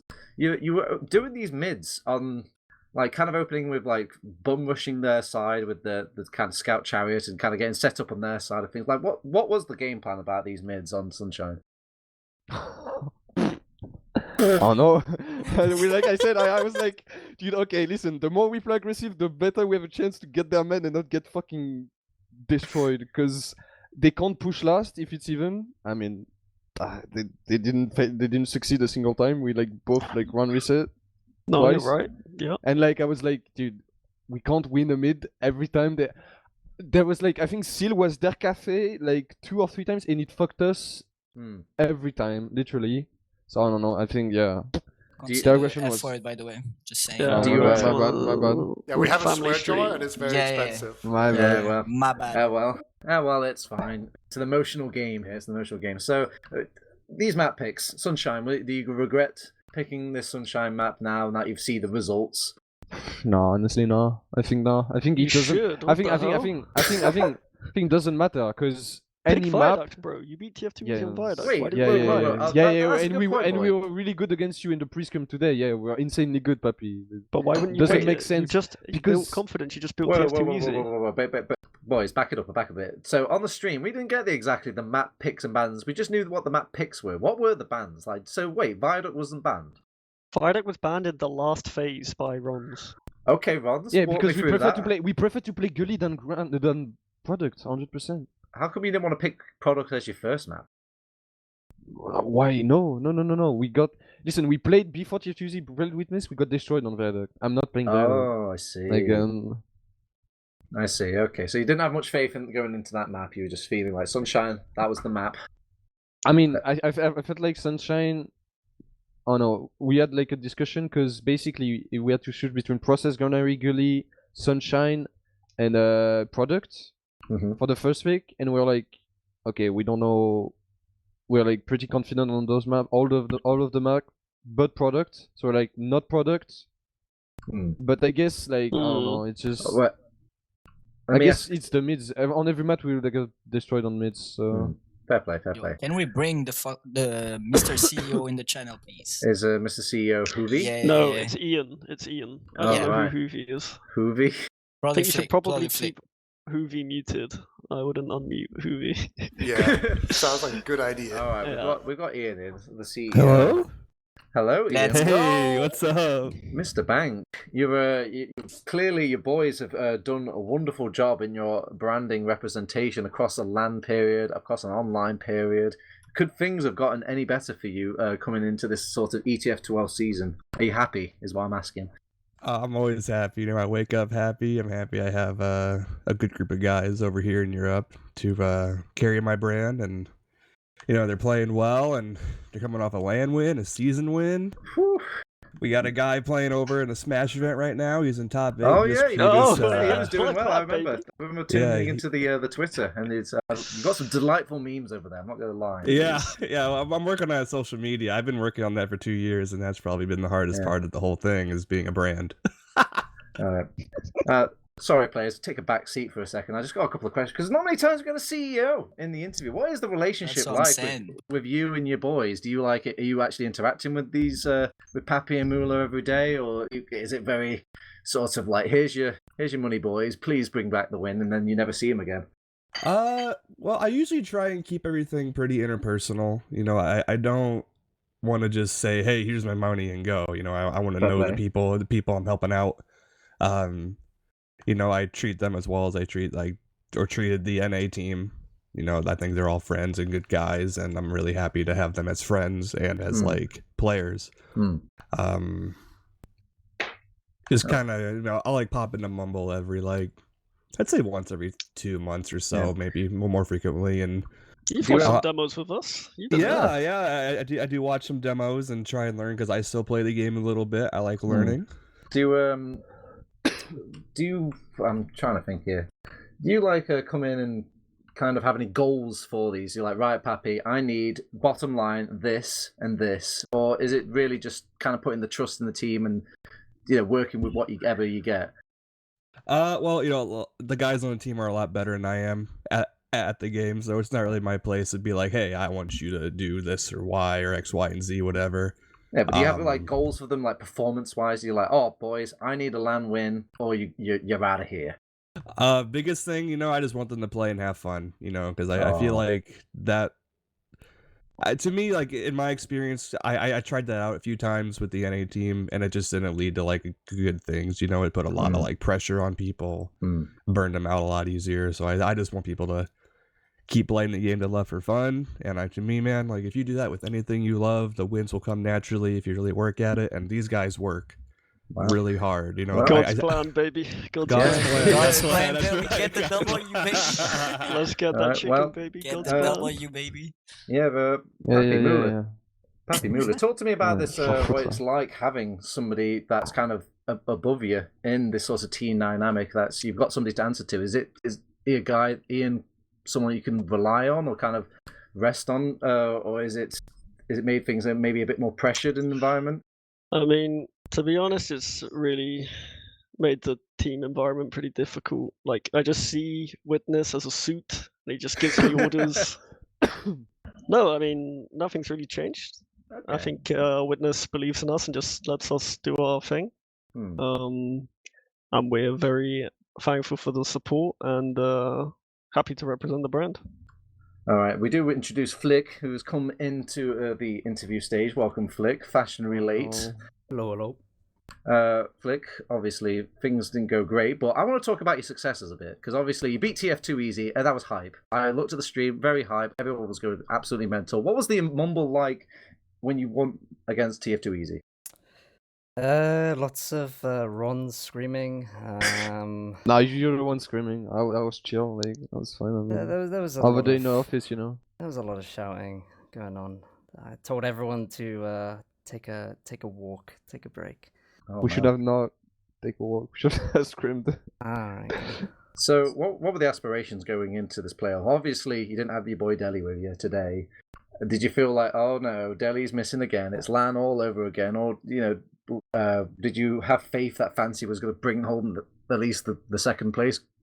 At least Fancy, I don't know, he played so well against TF2 Easy, so I don't think that was really in any of our minds, to be honest. Hi guys. Hi, Fancy. Yeah. The carry. Sorry, I was muted. You played very well, hi. Fancy. Yeah, cheers, mate. Yeah, so that wasn't in our minds. We just thought, we got to the final. That's already way more than we expected, and we just wanted to play the game. No pressure.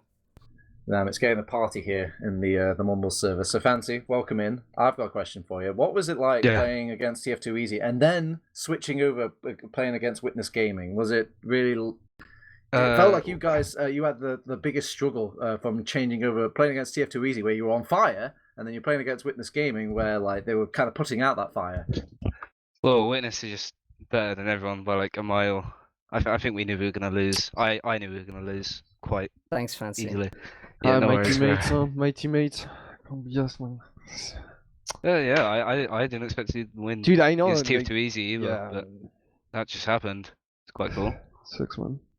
Was there Ron's Flick? Talk to me about like when you get these mercs in and all this stuff like that. Could you ever replace Delhi? Was there an environment or an outlook where Fancy played so goddamn well that you would like chuck that Frenchman to the side and bring him in? Well, I mean, are Which you saying that based on our performance against Witness? Well, no, I'm saying if like if you won the grand final, you'd be like, who's Delhi? Well, I'm getting this Fancy kid in. I mean, our team is aiming for taking a revenge Atlan because we still lost to Macatlan and made 5th. So I mean, that's like I think our main aim. Came 6th, bro, not 5th. Come on. I don't no think 5th / hey, dude. So you got okay, 5.5. You came 5.5. Yeah, exactly. Shout out to Mac, by the way. Yeah. And left. Shout out to the Mac Big guys. girls. Shout out to the Yorkshire Dragon. Whatever. Man. All right. Well, we've got one more face or one more voice I haven't heard in this entire one. It's Zoe. Zoe, hello. How you still? Did you survive LAN? Are you okay? I am currently sick. Oh no. I've been hearing rumors. I've been hearing things. There's a delightful picture over on the internet of you making an agreement with Witness Gaming. Is this actually got some holding truth to it? Are you guys actually? LFG. Is there any we actually have the contract in paper. It's right now on the plane. I don't know if the plane's in the air right now or where the mail is, but it's on the way. All right. Well, there you go, Zoe. You've been answered for, claimed up. We've already got our replacement at the League of Shadows. It's coming through the door soon. USD will be here soon. Flick, I mean, we're willing to negotiate a contract for the whole team. Oh wow! But this might have to go Gaming too. Witness Gaming Black or Witness Seed. Up to you guys. What the fuck? That's so cursed. Holy shit! Nah, I'm not doing that. This segues quite nicely in because obviously the season's behind us, boys, and now we're gonna have a little winter break. Who's staying and who's going? Is anybody like disappearing? In our team? On the roster? Yeah. In our team, dude, no one. I think it's no one knows, yet. man. As leader, I prefer not to say. Ooh. It's unconfirmed. I think we're going into like the off season with people kind of leaving the game. Not gonna name names, but fair play. We might see some familiar faces around. That's all I'm gonna say. All right, this is where I turn to Mr. CEO because he's ready for a press release. Ian, is the current squad going to stay exactly how it is coming into the new year of TF2? Sure. So just kind of going into. You like that? Oh. You like that? That's pretty good, right? No, just kind of going into it. I think we're gonna take a good long Dota break as a team. Oh no! And then we're gonna come back, run it back. Same squad, to my knowledge. Yes, sir. Stay strong and trust the process, Papi and I baby. are swapping, by the way. Just saying. you know no. the process we're going for. It's like as soon as there's like an NA land announced, I think we're really gonna try to go to that like as a European team. Whenever there is one. Planning for it. I'm trying to get everything ready for that. So this squad you see now will probably be the one going forward for hopefully multiple years. I have a slightly related question. That is, you have an Australian team as well that's also We really do. good. Is there like any chance that they could ever come to LA either in America or in Europe? Money depending and scheduling depending. I'd love to make that happen. Just depends on like how much time I have to prep because a flight down to Australia from the US for me is about like $2,000 and it's almost like 12,000 to go to Australia or something like that, like for a full team. So the money would be kind of an issue, but like if there's a world where like money doesn't exist or maybe I hit it big with crypto or whatever, So I'm hearing a definite yes. All right, got it. We put all our money in love the game, FTX. and I feel like international lands like those kind of competitions are fantastic for the game. It keeps things going, and those are the kind of things I strive for. Like we did it for Copenhagen. Unfortunately, that got canceled. But I feel like the support we got then, like that might help out a lot if we want to try something like that in the future. All right, League of Shadow people. I hope you've got your ears pricked and you're still hearing me. I want to know: are you interested in your lands coming up? You got Copenhagen on the horizon. Can we expect maybe a League of Shadow stack at the very least? There will be a League of Shadows at Copenhagen. Let's go. Let's go. Let's go. Redemption. That's what we arc. want to hear. That's what we Redemption. want to Who hear. are your biggest rivals coming into it? Is it a certain big bloke? Mac! Bloke. Mac, Big daddy. bloke. Let's We're coming go. for him, dude. Like, that's it. I don't know. Have Nothing. you heard Mac's roster next season? You guys are What's- gonna lose. Huh? What's his Let's roster? just say Mac is back. Oh, Mac no. is Big, back. with the big dogs. Yeah, but Mac online. Mac is gonna be It's back with the online, big dogs. online. It's No, but Oh. for the LAN as well. It was for the yeah, season okay, and but LAN. it will pop off on LAN, but online. How big blokey is this land, Happy? It's I mean, not this even land, big this bloke. man. It's similar to Mild bloke. Is Piggles third place champion coming in? I mean, Piggles might be stepping up. There might be some old names that you've seen potentially in winning seasons. Oh my god, that's a storyline I want to see for land. Copenhagen. Yeah. The League of Shadows get the redemption arc that they need. But it's looking quite all right there. You've got your little, I guess, mini redemption arc and just playing so well online. And it's obviously everyone tuned in a bit to that week game during ETF2L against Witness Gaming. I've just got. I don't think I've got too many questions to really wind down the interview at this point. I'm not sure if Peter's got any sort of questions hiding in the wings there. No. No, He's gone. I just want to thank you guys for all being so good at composing yourself and not just screaming at each other. You know, like when you have a mumble with, I don't know, 10 people, things can get out of control, but this is all very civil. When so, people are thank you watching. for that. All right, boys. You've been such good boys and girls. You know what's the drill. I'm going to give you your little soapbox for a moment to shout out and say whatever you want. In reason. Keep it Christian. Rons. And, yeah. All right, so we'll start off a bit alphabetical order, which is Fancy Elf. Yeah. Fancy. Have you got any sort of special people in your life that you want to Of shout out? course, I've got quite a few actually. Shout out Hounds. Shout out Kimmer Mixers. Shout out Nut. And shout out Random. Flick? Oof. Shout out to my team for going above and beyond. Shout out to TF2 Easy and Witness because they're very encouraging at LAN, very helpful, lots of good advice. And finally, shout out to everyone in the Charlie Mumble. Mr. CEO. Oh man, please don't call you Mr. CEO. That's Mela, man. I could never. Mela. I'm just the worst ascent, man. But oh no. you know, hey, you know, shout out, you know, my mom and dad. That's a big one. Shout out, you know, the European team. You know, all those guys work hard, and I really love supporting them, and I like seeing them like get their bread. Shout out my Smash player Apollo Kage, playing it down, qualified for Summit, so you'll see him at the biggest Smash event of the year coming up here soon. Shout out my best friend Jay. That's all I got. Mula? Shout out to my team, shout out to Witness, shout out to Mac, shout out to Lucas, and shout out to Bumfreeze, I'd say. Pappy? Yeah, shout out to my team, Witness, Lucas, Condog, all the people I played with, everyone at LAN, super fun LAN, and to the ETF2L money. Rons. Oh, I forgot that. Shout out to all the Frenchies, the TF2C boys. Shout out to my team, I guess. Shout out to yeah, I guess. Shout out to special shout out to Delhi, because right now he's in the fucking hospital. Ooh. So we didn't miss you, man. And finally Zoe.